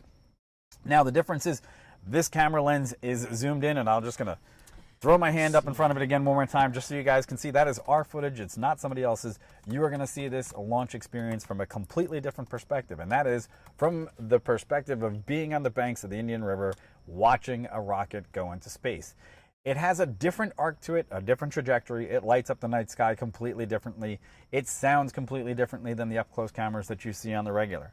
So there's a lot more that we're looking forward to bring you guys tonight. We're excited to bring this to you. And if you haven't had a chance, please like, subscribe, give us a little bit more support for the channel so we continue to bring you live SpaceX launches into the future. And a little bit of background history on Corey and I. We are both dual-rated pilots. We are both fixed-wing and rotorcraft-rated pilots. We have between us over 25 years of flying experience, both commercially and for pleasure. And we bring you in our live stream show our loves for cars, our emerging technology, obviously space exploration and aviation. So there's a lot more there to the live stream show. We live stream every Monday, Wednesday, and Friday from about 2 o'clock in the afternoon until 3. We talk about all different topics. And right now the hottest thing going is SpaceX and Starlink, because they're looking to become a major technology disruptor in information technology and as far as providing service to those who are, not able to get quality internet service in remote locations. And I think we have an update on the Droneship. Of course, I still love you. This is a bit old. Well, it's way up there. It's way further away. I mean, that's where it falls. So if it's going to go out into that part of the ocean, it's going to be probably way outside that storm. So we should maybe not have a problem. That's what I mean. Yeah, it might be just fine. So we're looking at that as a possible disruption to the launch. Now, as the launch, every launch is different, right? Weather is different. Upper level winds are different. We did have stronger winds here. It was much warmer here than anyone predicted. The heat index almost rose to 90 degrees. We had an actual temperature of about 83 degrees. As it sits right now, it looks like it's about 70 degrees. The conditions couldn't be better right now. There is a low layer of clouds that's out there over the Cape, but it's not going to obscure much of the launch as we know right now. Again, as we look off into the distance right behind us, it's fairly dark. We can see the outline of the vehicle assembly building. And if we go to this shot right here, let's go to this one. You can kind of see just those lights right there. That is the heart of the NASA Launch Center. And right just over here is where the rocket is currently sitting, where our camera is zoomed into. And so that's what we're trying to bring you. And there's lightning off into the distance. And we're hoping that lightning is not going to impact the recovery of this particular rocket, because that would be a no-go. So as they start to pull and start to look at the information that they have to them live right now, they're looking at their radar screens, and they're trying to make a determination of just how far away this thing is going to be from the thunderstorms. Now, generally, any thunderstorm that's in a 25 nautical mile radius of the launch pad is an automatic no-go. Also, upper level winds that achieve, I think it's, greater than 80 to 125 knots is usually something up there that's a no-go. So there's a couple of still things that we're looking at to see what could actually happen with tonight's launch, and hopefully it'll still go off. Mm-hmm. Yep. So hoping so. Oh, looking good. So 47 minutes. 47 minutes. And if you haven't had a chance, if you've been watching this the whole time, please like, subscribe, and follow. Give us that little bit of extra support. Every little bit helps. And thank you so much. We'd appreciate it very much. And we will be back at it tomorrow from the studio. At 3 o'clock, right? Or 2 o'clock tomorrow. We'll have to talk about that one. We'll see. Oh, what? Yeah. Wait, you didn't tell me what to talk about. What do we have to talk about? Live stuff tomorrow. Might not be. We'll see. You're going to... All the great progress thrown out the window. Not out the window. It's out the window. Gone. It's not out the window. All the new equipment trashed. That's definitely not the case. That is, that's garbage. Oh, yeah, it was tough. So is that another... What's that? I'm seeing bigger flashes, but every once in a while there's another big one, and I think it's just a bug that just flew in front of the other camera over here. Sure. So there are a lot of bugs out tonight. It comes from the... No, there's definitely flashes. I'm definitely watching a couple that goes off behind us. Yep. Oh, there's some big ones. So they're pretty far offshore. Those are pretty far offshore still, though. I haven't taken a good gander over there. Yeah, they're probably... they're getting further offshore now. I don't think those will be any problem for the launch. The lightning right behind us that you can see in the frame. And that's been active for the last 2.5 hours. Yeah, so it's nothing new. It's been here for a while. Before sunset, actually. Yeah. It's been, So 6 hours ago, basically. 6 hours. Yeah, we started setting... There's more, there's more. We started setting up at about 4:30. Yeah. And about. The winds were pretty high. And literally, we have to run a lot of cabling. There's a lot of lighting, and it's only us. We don't have a crew. It's just us. Yep. So it's we're on a raised deck, which is good. Which is nice. We're not getting eaten by bugs. As night falls, bugs come out, and there's no shortage of those. The bugs come out at night. I mean, we got everything on the studio lights. We have a small petri dish. Yeah. We have studio lights right there and right there. Actually, that light's not covered. That light is covered. So we have 2 lights, and on this shot you can get a little bit more of the wide angle over our shoulders, where you can see that's the VAB, the vehicle assembly building, is right over. It's there. Yeah, that's it. Yeah, that's okay. And then you'll get an occasional flash of lightning and right in the distance. And then of course what we have directly off my shoulder here is a Panasonic GH5 with a 300 zoom lens. It's doing a fantastic job of giving you what is quite possibly, I don't think you could get over tonight. There's no, what I'm really surprised at? What's that? There's really not a lot of rippling from the heat. Yeah, heat distortion. Yeah, we're not getting, it's pretty cool. Yeah, it's pretty cool. Really pretty cool, as it's like And tell us, -0 in other places. Tell us But what you guys think about that shot. We're not having a lot of heat distortion from the cameras, basically off the water. So. And for being as far away as we are, and the fact that you're only losing a little bit of the bottom of the rocket, that's pretty impressive. Yeah, it's a good feed, and again, gonna light up the place pretty good. But again, I'm excited to see, obviously, to see it myself. The launch. Oh, did you catch that one? No, I saw it. That was a good one, yeah. But then for you guys to see as it pulls up off the pad and then falls off to the north, really, see that arch. Because again, we said earlier, if you might not have been here, but we're gonna move the camera that you see, the big screen there behind us. We're gonna move that a bit closer out on the deck, and then zoom it up and show you a bit of the trajectory where the rocket will be going. So you kind of can see, obviously, the launch and how it lights up the area really a lot, which is really cool. But then as it falls away to the north, and kind of see that arc and kind of get the whole effect. Enjoy it. So yeah, exactly. Yeah. So hey, and if anybody's watching right now, let us know. We're giving up our opportunity to see the Daytona 500, and if you get an update on that, that'd be awesome. Yeah, it's right here. They're at lap 91, so it's 91. Still going. Bell is in the lead. Bell's in the lead. Kurt Busch, Dana Hamlin. Yeah. Yep. Yeah, I know. So. Where's Larson? But I don't know. Okay. We heard. Well, I heard. Chase. I don't know. I knew you were watching earlier, but I heard there was a Pretty good wreck. I don't know who all got taken out.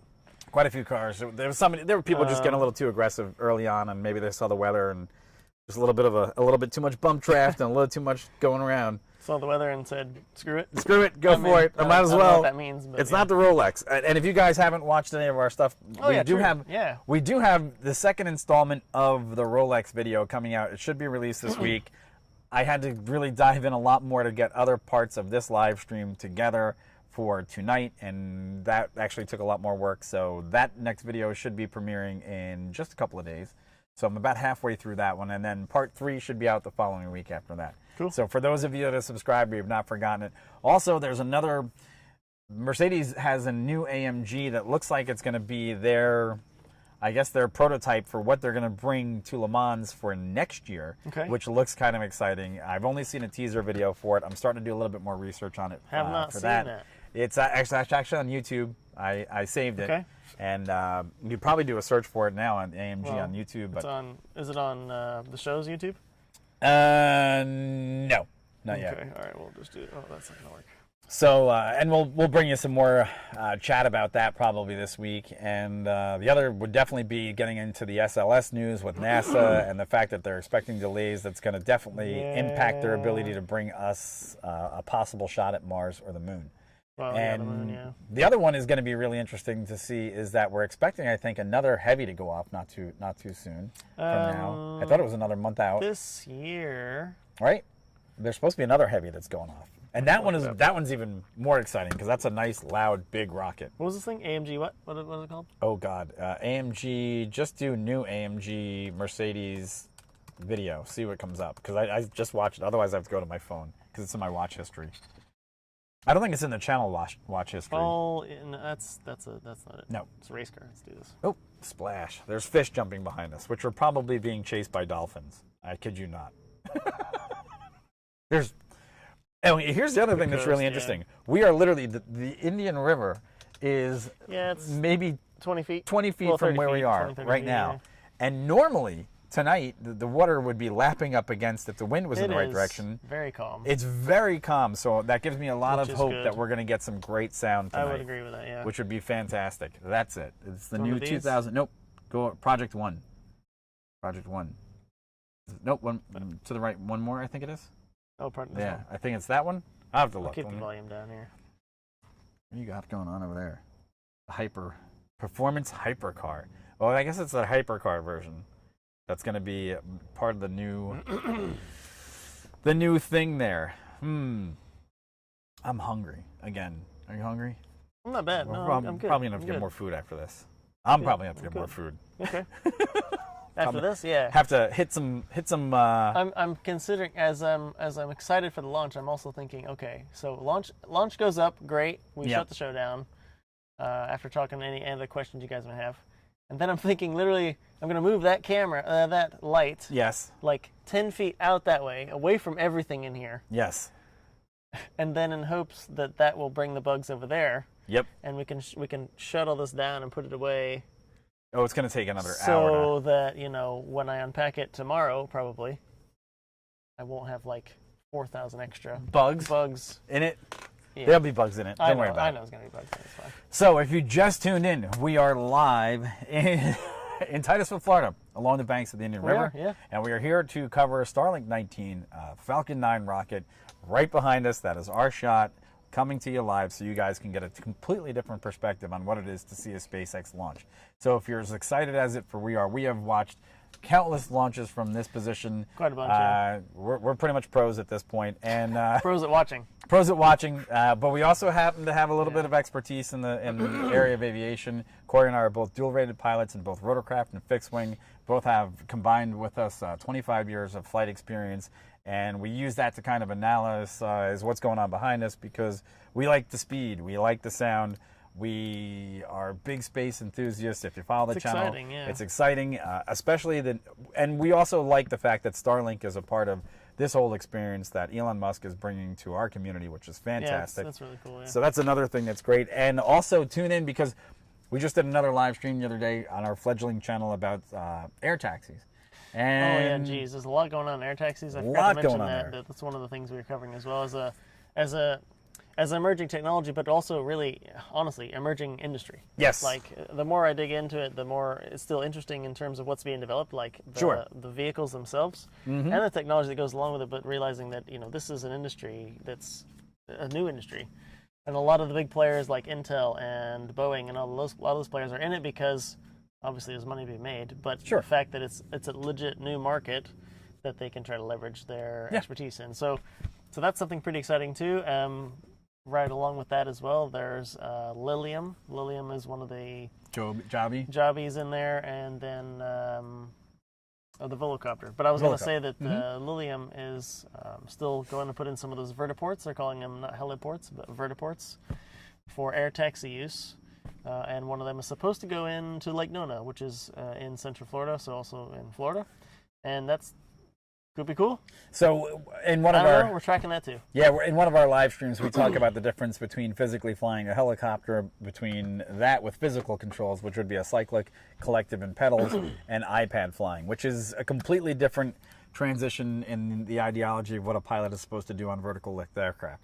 And another one of the big discussions that we just had the other day is basically the challenges that are going to be facing the air taxi markets, which for us being helicopter pilots and also fixed wing pilots, there's a lot more than meets the eye there. And also the challenges of the emerging space markets because, hey, let's just face it, this activity that we're going to see here at SpaceX hasn't had much competition in the last 5 years. It's pretty much operated free of charge. But Blue Origin is knocking on the door because they have also built a massive facility out on Canaveral Island. They are also getting ready to do a lot of work with their New Glenn, and they're also ready to start contributing to the reemergence of America in space, bringing astronauts back on American-made material back into space. Yep. So that's another thing that as that grows in this community, which is, let's face it. Yeah, I'm looking forward to that as well. As soon as we get some, they've been doing a lot of testing Blue Origin with, I think, New Shepard.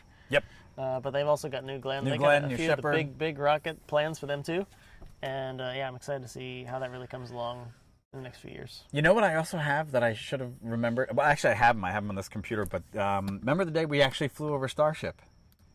Yeah. Yeah. So one of the what would you call that? One of the fabrication facilities, or one of the maybe the places they put all the components together. Yes. I don't know how much they fabricated, but anyway, it's also here on the Space Coast, and that was one of them. We were just flying around in the area, actually keeping current. Actually, we were up in a twin Seminole just to keep current, and we happened to come across. Well, we knew it was there actually, and we tried to find it. It wasn't in any no-fly zones or anything. If you're a pilot, there's some place you can't fly. It wasn't in any of those. It was just there on the East Coast, and we just flew over there, and boom, there it was. We looked down. We were probably 1,500 feet. Looked down, and not boom, barely that. I think we were barely that. Starship components right there. So that was pretty cool. And before I forget, I want to say, James is in here talking about the new AMG product. The Project One. Right? I started watching it. It does look cool, James. For sure. I haven't watched the whole video yet, but I'm trying. Cool. So you were flying that day, and I was just being your stick buddy because I was back off of a 4-day trip, and I was just hanging out. Is that it? I'm trying to find if I can find it through this. No, that's the zoo. That's nearby, though. That is. It should be here somewhere. It should be right? here It should be somewhere. east. No, that's actually us at dinner. I'm trying to do it through maps because it was just so sporadic, and I was like, dude, look out the window. It's like, what? I was like, that is Starship, and it's literally being built underneath us. So cool. And we were looking at they basically had it hidden that day. There was a big silo-looking thing next to it, and then a big tarp, and I was like, man, that's really strange because I couldn't really make it out at first, and I decided, let me stick my beak a little bit closer to the window, and sure as heck, it was Starship. All right, so look in your logbook and tell me what date that was, because if you look in your logbook, I could probably do it easier by logbook than what I'm currently doing, because we do actually have pictures from the air of Starship being built here in Canaveral. I got a whole bunch of pictures. God, is that before or after this? So that's other stuff. Hey, and also remember, the live stream show, we do it Monday, Wednesday, Friday. We do it from 2 o'clock to 3 o'clock in the afternoon. So we do talk about emerging technologies, space, cars, a whole bunch of stuff. We share that experience with you guys. And like I said, God, I'm looking at some of my old pictures of flying. Golf ball size hail in, in Denver. What'd they say? So just checking SpaceX Twitter. Uh-oh. And so here's just quoting SpaceX's Twitter, posted 4 minutes ago. Due to unfavorable weather tonight, now targeting Monday, February 15th, 10:59 p.m. Eastern Time for Falcon 9 60 Starlink satellites. We are scrubbed tonight. No! It has happened. Yeah, legit scrubbed. So we just got our first scrub. So now we know what it's like. Yeah. Well, there you go. Well, just turned on the Daytona. Bella's in first. Kyle Busch in second. Hamlin in third. There you go. Well, folks, what we hope to be our first banner live coverage, are we going to come back and try this again tomorrow? I'll have to clear it with the light, but I think we probably could. All right. I'll have to check it out. And but that's a bit earlier. We'll see. I think she's probably watching. We'll see. Yeah, we'll see. Yeah, we'll see how it goes. But I intended. Before you guys go though, we did want to. No, you can say what you want to say. We got time. Too, we're but not I gonna, mean, yeah, we're not going anywhere gonna just run out yet. the door But yet. we want to thank you guys for hanging out, of course. Like we've been talking about a little bit, trying to help you to understand like kind of what our channel is all about, not just covering launches, which we're super excited to do. Yes. But kind of have a discussion with you guys on Monday, Wednesdays, and Fridays about just technology, new race teams, new aerospace, and emerging technology or emerging markets, whatever might be interesting to us. We'll talk about and try to find articles and have an informed discussion to have a discussion with you guys too. And it's a live show. That's also a live show. That's 2 o'clock every 2 o'clock Eastern time, Monday, Wednesday, Friday. And we encourage you guys to come back, subscribe so you see when we're there, then come back. And, hopefully we can bounce some ideas off each other. Yeah. With Mike, myself as well, but you guys also. Yep. And, have a discussion, and if there's stuff we don't know that you guys know, we can inform us. I mean, it's all about kind of learning about all the really cool stuff that's going on, because there is actually a lot of stuff that's cool going on that you have to kind of sift through everything else, and but that's how it goes, So I just wanted to quickly, what I'm doing here on my phone is I am looking at the weather for tomorrow night, and basically what they're saying is right now the temperature for tomorrow is going to be 84 as a high here, and we should have temperatures nearly identical, partly cloudy skies, going to be roughly. Temperature's going to get a little cooler in the early morning because we're looking for a cool off for Tuesday. Any precip? So no precipitation at all in the forecast, which makes things a little bit more desirable for recovery, which those storms and that instability will probably move further offshore and give us an ability to have a successful recovery.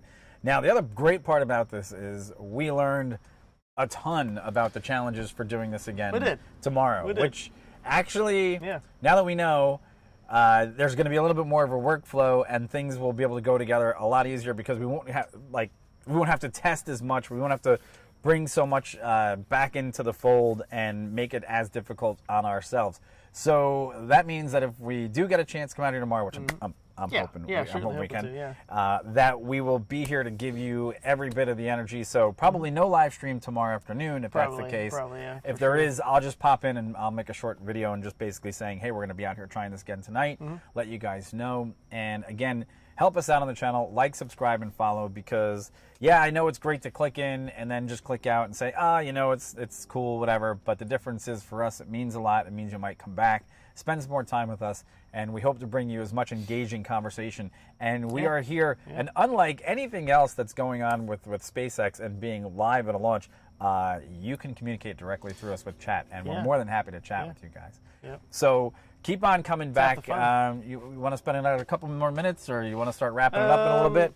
You guys watching? You guys got any questions for us? Like, I mean, let us know while we're kind of wrapping up. Yeah, just shoot any questions you got in the chat to us as we're kind of wrapping up too. And yeah, we'll see. Yeah. Let us know also what you guys think about the quality, because, like I said, this is not somebody else's feed. This is, I'll do it again just so you can see that I can keep putting my hand out there. Right, that is our own live shot. No, it's out of focus. It's not out of focus anymore, is it? I can get up and refocus I think it is out of focus. But is it out of focus? Oh, it did knock it out of focus a little bit. So I can go back and hold on. Now, I'll just prove it to you that it is our feed. It's live. I'm going to prove it to you that it's our feed. Right? Oh, God, it's shaking the... Wrong way. Oh, God, wrong way. I'm destroying it all. I just took a picture. Hold on. Now I got to go back and actually do work. Manually zoom. Manual. Manuel. It doesn't really want to go that way. That's Oh, God, I actually got to get up and touch the screen. You done broke it. I done broke it. just touching the screen blind. Just guessing. Blind. Okay. It's a big black screen. I'm moving over there. Hold on. Hold on. I'll fix it. I'll hold down the fort while he's focusing. I've got enough. Ow! Hit my head on the damn shade. That's fun. Yeah. There we go. There we go. Hold on.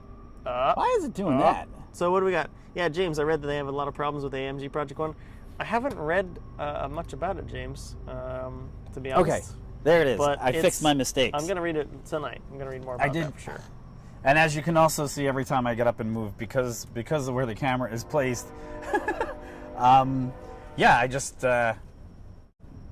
made the camera bounce. It's fine. Hey, look, we got company. I think, I don't know who this is. I don't know who this is. Hey. If they ask, well, it's scrubbed, so. It's scrubbed. Such is life. You going to ride into my car? There is no launch. It is over. Yeah, so the launch got scrubbed. We're still here. We're going to hang out here for a few more minutes. We're just chilling out. And again, just to give you an idea, we will be here hopefully again tomorrow night to bring this to you, because we're trying to see if we can get that. There is some work to be done when we make the live setup. So that is part of the live streaming. That is trying to bring you something different as an experience here on YouTube. Now, what we hope to bring you tonight was actually taking this camera, zooming it out a little bit, and giving you a nice trajectory arc on what's going to go on. But now there is one other opportunity. What's that? That we have the opportunity to get the cable for that. No, I know. I already thought that, actually. That already crossed my mind. So we have to. There's one other cable that was kind of giving us. We tried to set. There's a. Okay, so. Yeah. Long story short, we have a Canon. Somebody beautiful let us borrow a really big lens on a Canon. Another to get 4K. a zoom lens on the launch for you guys. So that really the GH5, the one you guys see behind us, that lens we could use for a few other things. Right. Smaller and sensor. We could really use the tight shot on the pad and the launch, the actual liftoff with the other camera. Yes.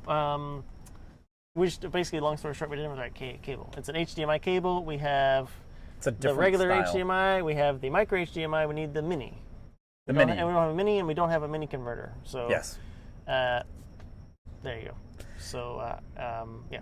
So anyhow, and if you didn't, so here's the other thing. Right now, what we're trying to do is bring you 4K across the boards, right? So the Panasonic GH5 is 4K. Okay. The Canon, the big lens over there, is also 4K. So the opportunity to bring you guys this launch, which unfortunately was unsuccessful tonight. Yeah, let me answer one person. Alligator Gamer 9 in chat.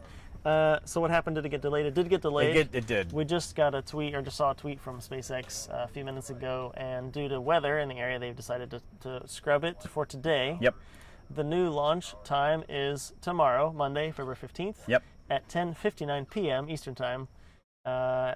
Same launch, same Falcon 9, same Starlink, 60 satellites, and we're going to try to be here to cover the same thing. So tomorrow, same kind of show. If you just tuned in, okay, what was happening before earlier was there was a bunch of thunderstorms that had rolled in. Yeah. They had stayed off the East Coast. It might be the Droneship, actually. Yeah, it could be the Droneship. I think that's probably because here it's not too bad. It's not too bad. We were anticipating that. Look, they had scrubbed this on Sunday night. Yeah. excuse me, on Saturday night for weather. They had scrubbed It's it the on third time. third time it's Right? been moved for Yeah, weather. third time's been scrubbed. And as we were tracking the drone ship and we're looking where the thunderstorms were drifting, and when there's convective activity, here's the biggest problem. Convective activity in clouds and thunderstorms is a vertical column of moving air. It's generally very unstable. You get thunderstorms, you get lightning, and the inherent difficulties of not only putting something up into space, in which they need a 25 nautical mile radius around this actual launch area in order to make the facility safe for the rocket to go up, well, it's equally as dangerous for the rocket to be landing on the drone ships. What that basically means is if there's too much pitching, too much rolling on the ship, if it can't get clear of the thunderstorms, they're not going to make an attempt to try to land it. Now, they did recently push their actual own attempts on landing rockets on the drone ships up to 35 knot winds and heaving seas outside the dynamic range of what they were originally in their specifications designed for, and they happily saw some beneficial results. Unfortunately, what we just got word is they're not going to be able to do that. If you're just tuning in, this is also not SpaceX's feed. This is our own live feed. We have our own cameras here. We're doing this. This is the first of a kind of experience that we're trying to bring you live from the Space Coast, which is a live SpaceX launch from the Indian River, from the perspective of you are actually sitting on the banks of the Indian River overlooking Canaveral Island to watch a live space launch. So we appreciate every bit of the support we got tonight. You guys are tuning in rapidly now, expecting to see the launch. And when we're watching you guys, come in, and we really do appreciate the support. So if you could, by all means, like, subscribe, and follow before you leave, because our intention is to break out all this equipment again tomorrow. It might even be better tomorrow night because it might be, we have a couple more pieces of equipment. We know we've done it before, but also we'll have some things working. Yes. And obviously the weather looks a bit better for tomorrow. Weather looks a little bit better. Yeah. So we have a lot more to offer you in tomorrow's feed, and that's what we intend to bring you. So yes, we're disappointed that we sat here. If you've had the opportunity, the great opportunity to be near a launch in person, more than just a few times, you know some of them are going to get scrubbed. Yes. And that's just kind of launching rockets. Launching rockets is not easy. No. And, the problem of losing one when you just decided to go anyway is obviously too great. So they scrubbed it because weather wasn't favorable, whether that's for the launch here, which might not be the case, or whether that's maybe the recovery of the drone ship, which is northeast of this location. Yes. We're not sure. Sure. But either way, so it's scrubbed. It's fine. Yeah, it's This scrubbed. stuff kinda happens, so. And look, Corey and I have been flying stuff for years, and I can tell you that we've been maintenanced or weathered. It happens. On many, many different platforms, many different aircraft. I can tell you, I've been stranded with airplanes and helicopters in places that I wish I wasn't, and it's happened before. So part of the achievements in space and part of the achievements of actually trying to break the surface of the Earth at rapid speeds like this, look, all these precautions are warranted because. And the other part is this is also always in practice if you were going to put humans on board a spacecraft, right? Now, obviously, a human being inside of a spacecraft is a little different. It's like, being the egg inside of the blender to a degree because you're under tremendous forces. And as the aircraft and spacecraft all in generally take all these massive risks of flying in and out of some of the most extreme temperatures, the extreme speeds, so on and so forth.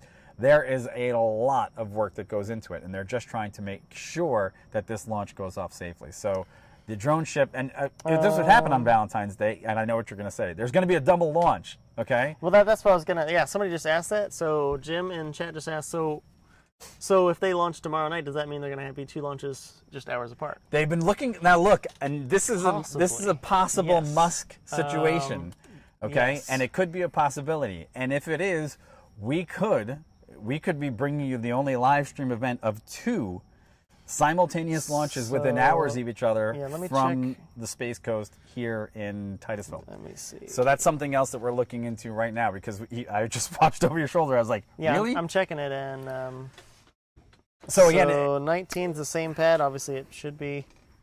And this is because I know they're both out there. Yeah. So just for reference behind us, the pad you're seeing in the big view, that was the launch set for tonight. That's pad 30. That's pad 40. Excuse me. There's a pad 39A to the north, which will be to the left of the camera, and that's where the other rocket is set to go up tomorrow. Which would be behind your head, which, actually. as Jim's saying, so they're going to launch hours 11 p.m. tomorrow, and then 2 hours later they'll be launching around 1:30. So the mission's, exactly. That's what it's currently set for. Yeah. I think we have to come out now. It's set for a. I'm currently seeing a 22:59. Okay. Which is 10:59, and then a 12:55 a.m. We can do that. No, that's actually. Is it the that next just following changed. day? Nope, they knocked it. That literally just changed. They just changed it. We have to check that, Jim, because literally what I just saw when you asked that question was a yes to two launches, and now I'm literally just seeing that they just the Starlink 17 is 2 days away in 1 hour. So yep. That's the set. Okay, so the launch we had set for tonight is still set for tomorrow night at 10:59. Mm-hmm.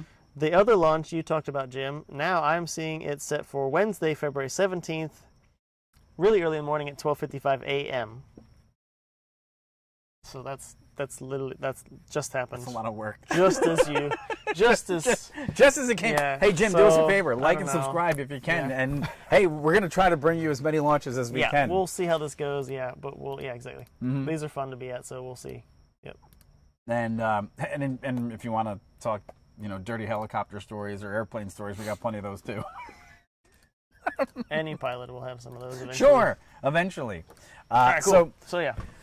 Hey, and this brings us an opportunity. Like I said, maybe we'll get the other camera online because we were a little disappointed that we couldn't tonight. Yeah. And this is us reaching out to you as an audience because we're excited to bring this to you. So this is our perspective again, and you guys are filling in the room faster and faster than we could possibly imagine because you're all anticipating what could possibly be a launch. Yeah.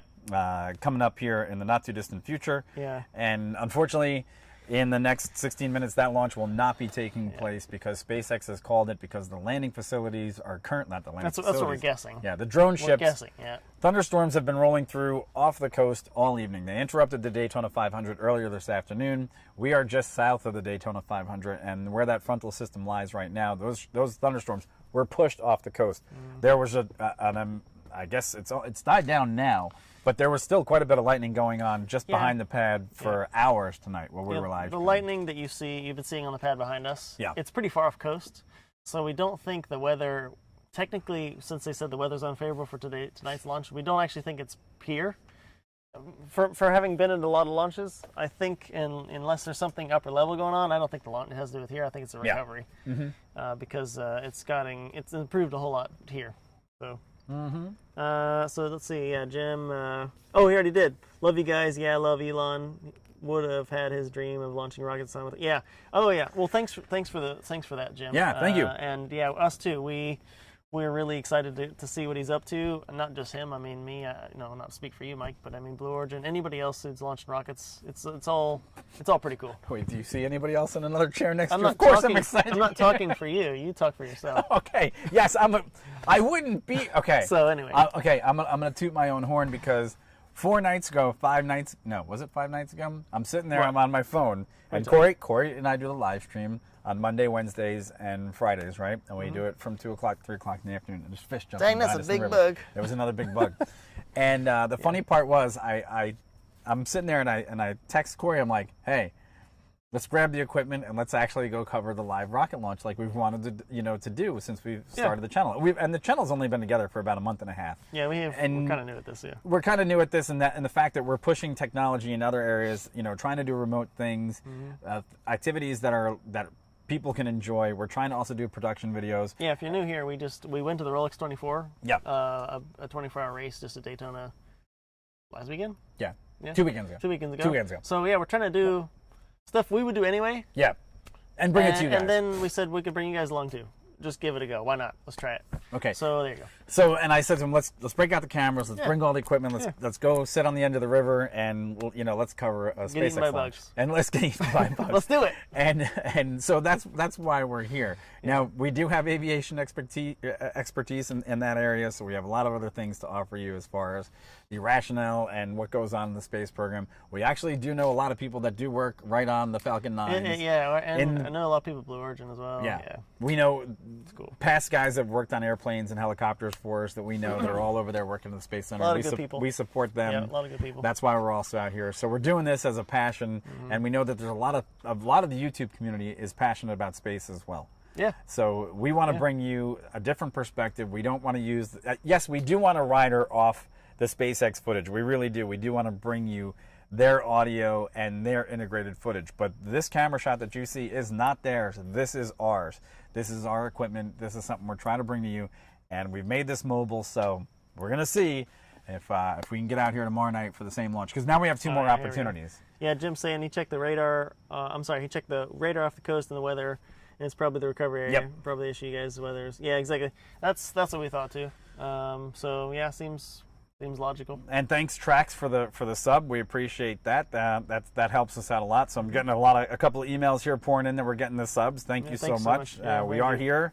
So I'm just checking out ForeFlight right now, and I just wanted to see the movement of that to see if it was actually, because Corey was doing a great job at tracking it earlier, and it looks like moving away. Oh, you know what it is? It's north. It's a line.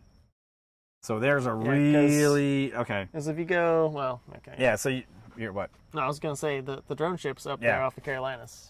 The drone ship's up off the Carolinas, so and we have an app here called ForeFlight, which gives us worldwide global weather for aviation. Yeah, it's legit up here somewhere. Yeah. So yeah, it makes sense. So legitimately, where the drone ship Corey was trying to track was going to be up over here, and yeah, where it probably is, because I couldn't find the exact location of the drone ship.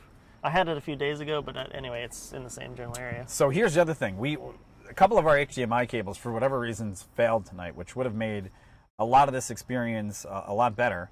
And we could actually do a lot more screen scrapes for you and a lot more sharing of information. Yeah, we're going to work on it for tomorrow. We're going to have to work on that for tomorrow because we're a little disappointed that we couldn't do it because just some of the equipment, when you get remote, it just doesn't work as well.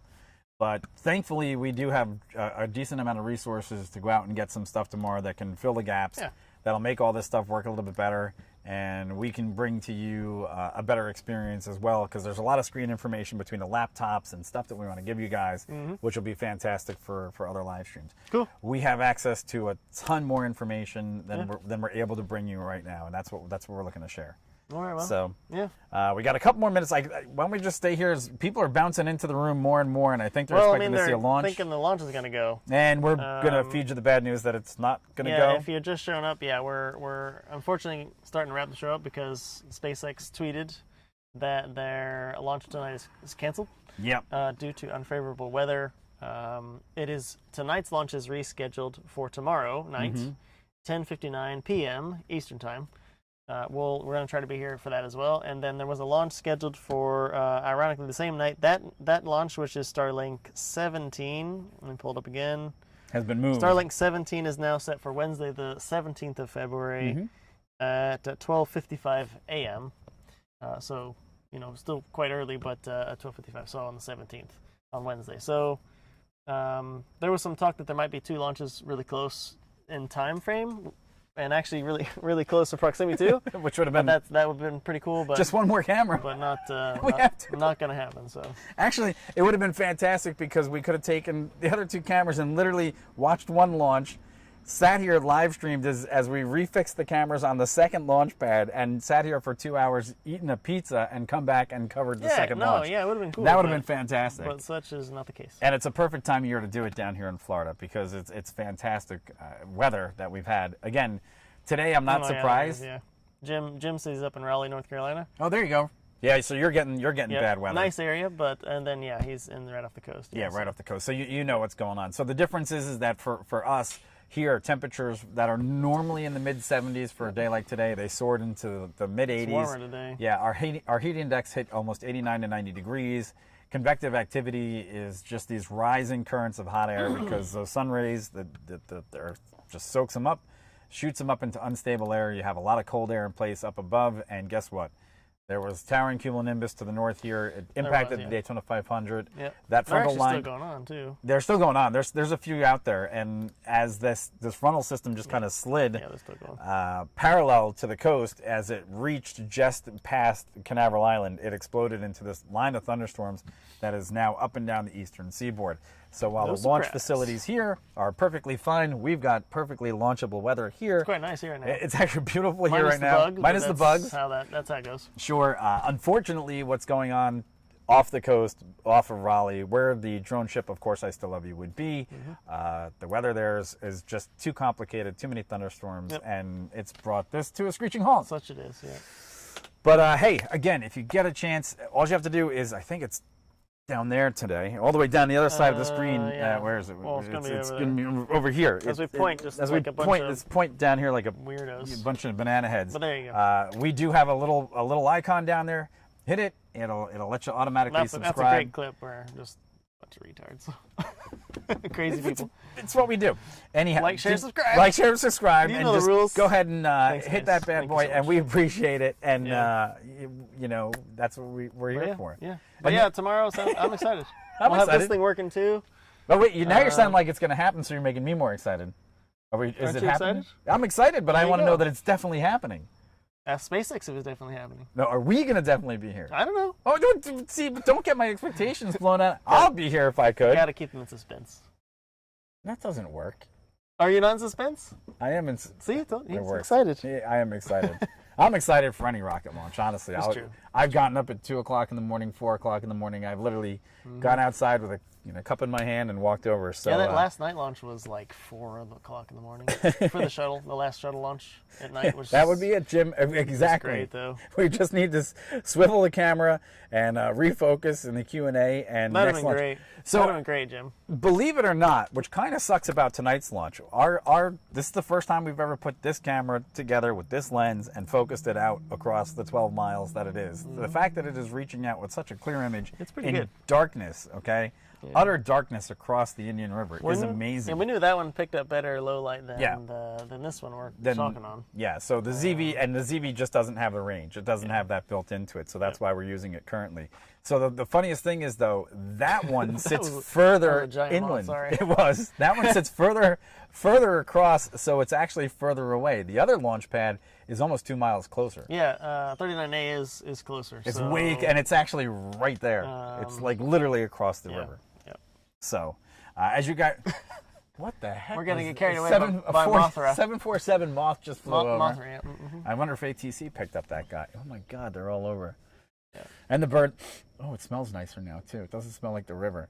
It smells really, dewy. It's really pleasant, honestly. It actually is really nice. The bugs, but yeah. So, if you're just tuning in, we'll stay here a couple more minutes. SpaceX launch was canceled. So. Also, how can you track the drone ship?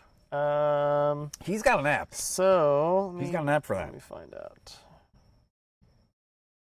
What was the name of the app again? So I'm on Android and he's all Android. I'm the Apple guy in the group. Whatever. Okay, I don't see any Android laptops running the show. Do you? Sorry, I had to. The one I'm using, and I did get I did buy it's not very expensive, but the premium version. It's called Marine Traffic for Android, just on the market. It's an official Thank app. you, Tom, for the sub. Appreciate it. And yeah, it's pretty cool. It lets you track a lot of the ships. What was the name of it? Marine Traffic is what I'm currently using. It's pretty cool. It's pretty powerful. It doesn't track all the ships if they're quite far offshore, but if they're pretty close to being onshore, it tracks pretty well. $4.99. That's what I'm using. So. And there's also another app here that's free. It's called My Ship Tracking. I don't know if I can try one of those as well. Yeah, but anyway. Cool. Thanks for the sub. Appreciate it. Yes, thank you. There's more subs popping in here. More guys jumping in the room. Hey, thank you so much for the likes. It's fantastic. The support is better than we could have anticipated. Yes, thank you so much. Tomorrow, if we're gonna hopefully be back out here, 2 cameras, getting all the last little bits of our equipment. Again, we're trying out this whole mobile streaming studio thing for the first time in this location. We've done it from a parking lot before for the Rolex, but this is the first time doing it for a SpaceX launch. It's true. So we have our teething pains, but hopefully, and also, guys, do us a favor. You watch the video, like it, subscribe, and also, if there's any comments on the audio quality, video quality, things that you think we could improve, let us know. We're using, some of the upper echelon of equipment and integrating it sometimes together for the first time, and we don't get to see 100% the quality, but we're trying to get an idea of what you guys get for the experience at home. We do have a tremendous amount of throughput, which I'm surprised that we are so stable on the connection here. Great. It's been great. Tethered. tethered. So I was originally going to Wi-Fi through my cell phone, and now we're actually tethered to the MacBook Pro, and it's doing a fantastic job. Which, Corey, you know what also begs the question? What's that, man? There's the dock. What dock? You mean out there? We could even be we could be 300 yards closer on a smaller platform, but we could literally be in the Indian River. And the only problem is... I think this pop-up literally is the whole dock. This is, yeah. It would, we'd be on the verge of anything falling in the water. Yes, there would be equipment. In darkness. It's not that deep out there, but that's not the point. And there's manatees. So that's kind of cool. We might get hit by a flying fish. I don't know. There's problems to work out. We have to see. But it just gave me an idea, that's all. And the other thing is it might be a tiny bit more stable. Or maybe not. No. Might wiggle a little bit more. What? You mean like the dock? Like the Well, wood? you know what I didn't think of? If the winds change the opposite direction, they lap up against the bottom of the dock, they could shake the cameras more. But the other thing is I do have stronger rigging equipment, which would make things a lot heavier. This thing starts blowing away on the dock and it's gone, like legit in the darkness. So we do have, you can't see it, but there is a little, we have a pop-up overhead. It's unfortunately not screened, so the bugs are having a field day with us. Those bugs are really Elon's UFOs. Dude, some of these are huge. Yeah, they are. I don't know if you guys saw that moth flying around in front of the lens a minute ago, but yeah, he was a pretty big guy. So again, if you just tuned in, no launch tonight. It's our own equipment. It's right here. It's live. We're doing this. Live. We're live. We're gonna do live. it tomorrow. Is that out of focus again? Maybe. No, it's. Is it real? Maybe. We're trying to be here tomorrow for the rescheduled launch. See, now you went back this to launch try. For tomorrow. Yeah. So now you went back to try. We're gonna do it. Okay, we're gonna do it. Just gotta make sure it's gonna work. Okay, that's good. Because you know what? Then I'm bringing more equipment. Okay. Well, let's talk about this later. Nice thing about the -10 weather, no bugs. No people either, right? Yeah, well. But I don't know. Yeah. We're lucky. But we were cold. Like we were cold last week. We were cold, and I'm surprised that we didn't get as much cold weather. So that's quite surprising. And what would have been T-3 minutes? And if you haven't heard already, it's canceled. Yeah. So. But hey. Yeah. So probably just to recap for wrapping up, I guess. Yeah. I mean, tonight's launch canceled. Set for tomorrow night at 10. What is it? 10:20 something or other. Hold up, I know. Tomorrow set for 10:59 p.m. Eastern time. Here, same launch area. Everything's the same for that rocket. Just tomorrow, and then obviously at 10:59, and then there was a launch scheduled for a few hours after that launch. Actually, that's Starlink mission 17. Yes. That one is now scheduled for early morning, February 17th, and that's at 12:55 Eastern, so quite early. But yeah, that one I don't think we're morning. gonna do. I think we'll get one because being out here 3 nights in a row kind of sucks, and we all have lives to live. It's fun, but yeah. Well, I mean, it sucks just because you got to have a schedule that's basically an astronaut schedule, and we have to also do our other live stream, entity, which is Monday, Wednesday, and Friday. And it could get scrubbed too. So. It could get scrubbed too. That's how this stuff works. So. And we'll be back out here for other launches in the not too distant future. It's just that we have to pick the ones that kind of align with our schedule. This one fell into basically a great window for us that it was going to happen over a weekend. We've got the equipment, and look, it was going to happen, then it didn't. Then it was going to happen, then it didn't. And it was going to happen tonight, and it looked pretty good. Sure. And it didn't. I'm going to tell you. It's going to happen tomorrow, though. Yes, I'm going to tell you how you guys could actually make this a whole lot better and make sure that all these launches will get covered on time.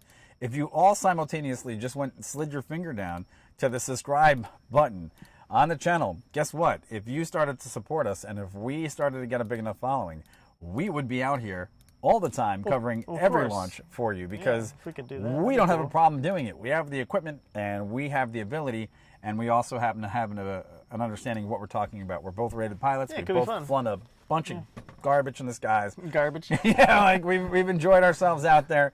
And we have the ability to deliver to you guys, the YouTube community. Did you eat another bug? I just tried to. I think I'm done, honestly.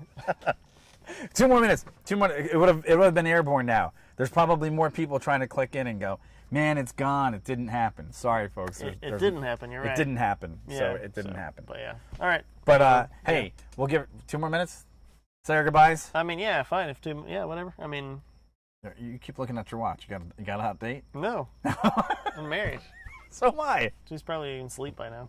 I haven't even gotten the, hey, or maybe I haven't even seen it. Nope, she hasn't gone to bed yet. Maybe she's up watching still. Who knows? That's scrubbed. Scrubbed. It's happened before. I can tell you that there's been rockets. many a times I've actually literally gotten up out of bed, Oh yeah. walked down the end of the street, and I'm watching the countdown on my block, and I got my cell phone in hand, and then all of a sudden 10 seconds to go, and you woke up for this garbage, and it doesn't go. You know there's a delay. Yeah. So even if it goes, you're like, it's supposed to go off in 2 minutes on your phone. You're like, oh crap, got to be outside now because you've been there and your Wi-Fi's got a delay or whatever. And you're like, Sure. it's on the pad, it's gonna go, and you're like, oh, what's that sound? So if you want to see more late night launches like this with our own equipment and even better lenses, multiple perspectives, which tomorrow we'll actually have multiple perspectives, it's gonna be cool. do us a favor, like and subscribe this video and support the channel, because the more support that we get at this fledgling venture and the more ability that we get to bring you great events like this, we could be out here more. And then the next one would probably be, if we got enough subscribers, we'll take you guys on a flight to Sun and Fun. We'll have to see. Maybe. Yeah. Well, see what? What we could do. Oh yeah, we can do a lot of stuff, but we need your support. We're like PBS, What do you mean? public television. We're like having a telethon, but our backdrop is Elon Musk's beautiful machine behind us. Donate money. Donate. What do they say? You got We're like callers? pork. We're like, huh? How many callers we can Yeah, how get? many callers we can get? How, like, hey, just help us out. I'm not a, I can beg. Come on, could you please? All right, okay. All right. Oh, see, here's the problem. We want to go, and the issue is that people keep jumping in and out of the room. That's the hard part. But we can't stream forever. What makes? I mean, we could, I guess. We could technically stream forever. It would be very difficult. We'd have to get up and leave, and leave and come back, and like someone would always have to be here. The last one that leaves the table would be, I guess, death. Holy dude! There's bugs. There was a massive moth, and that mofo just jumped across one of the lights, and that was a big dude. Big dude. All right. So, all right, we're gonna have to say goodnight. I keep pushing it. We want to come back tomorrow. We want to come back tomorrow, but we have to leave. Come back tomorrow. I guess we don't have to, but I wish we could leave this set up. I would literally stay. Oh out yeah, here that'd be cool. That would be easy, but I mean, if it had like net and stuff, and a lock. Well, obviously. And unfortunately, the night dampness off the river tonight would pretty much cripple 85% of this equipment in an evening. Yeah. That's the unfortunate problem because MacBook Pros don't like sweat on them very much. Thanks for that, Jim. What did Jim do? He just said reminding people to hit the bell. Yeah, hit the bell. When we go live. Yeah. Hit the bell, and also where it's on that side of the screen, down lower corner. If you touch our logo down there, it's embedded. It's an automatic sub for us, and that helps us out a lot. Thanks so much. Okay. Thanks so much. All right, we're gonna have to say goodnight. Yeah, let's do it.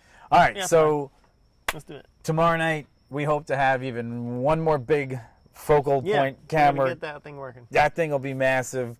Not like this. Not like this view for our footage is bad. It's just that we got a couple of things that we can change in our setup that will really change the look and feel of the entire show for tomorrow. Should be exciting. So it should be really exciting. Yeah. We'll probably get on here probably about 8ish, a little early. If it's what is it, 10:50 something? It's 10:59. It's basically 11 o'clock. Basically 11 o'clock. So maybe 7. I'd like to get on a little earlier only because it gives us time to put more time on the equipment. Get the chat going. Talk to you guys. Talk to you guys. Keep everything up and running. Yeah, we'll see. I mean, that could work. It should be fine. So we should be able to get out here a little bit sooner. And of course, we've tested the setup tonight, so there's a little bit less anxiety of the little things that can go on and off. And the other part of it, cables don't work. now we know that the cables don't work, and I can just snip them and throw them away because the other part is red blinking lights. There hasn't been a problem. It's amazing. The cam link. If you don't know what we're up. talking about, we had an issue with the cables earlier, and the capture device from the camera you see behind us, the big picture, would just get interrupted and it would freeze the image, just freeze it. Freeze it. So we'd be sitting here and testing, right? And that blinky light on the right or the lightning towers would just stop. Stop. We're like, what the hell? That's frozen. And but anyway, we digress. It's all worked out. So There you go. The only problem is the cables worked out. right now. But the biggest issue is that right now that is the only. What I'm going to say is the only capable 4K transfer rate that cable one that I have. So I'm going to have to go out and source a couple of other nice 4K cables tomorrow. So it might be a run to Best Buy. Well, we're gonna figure this one out too. Yeah, so well, actually, I know Best Buy would definitely have the mini cable for that thing. So tomorrow I'll probably be driving to Daytona, right across the street from the 500, and What's going on with that anyway? I will be getting. I thought we were leaving. We are. Oh, 135 at They're 200. still at it, yeah. So They're still at it. weather's better. All right, folks. Okay, cool. Thank you so much for tuning in. We appreciate all the support. If you get a chance, remember, like, subscribe, ring the bell. We're going to try You get it, yeah. Yeah, You you get the whole thing. And we will see you guys in the not too distant future. Yep, so it's a good night, good morning, good evening, whatever it might be, wherever you're watching. Whatever you Thanks are. for hanging out. We'll see you tomorrow. See ya. Peace. Bye. And as normal, our awkward outro where you can kind of still hear Are they still talking? Or they can still hear us? They can still hear us. I'm glad. This is our thing. If you haven't been here before, this is like our thing. We talk the intro, we talk the outro. And we just It's basically a little speak stuff. awkward, but you know, it's just what we do. So Life gets awkward. All right, folks. Thanks. Have a great one. See ya.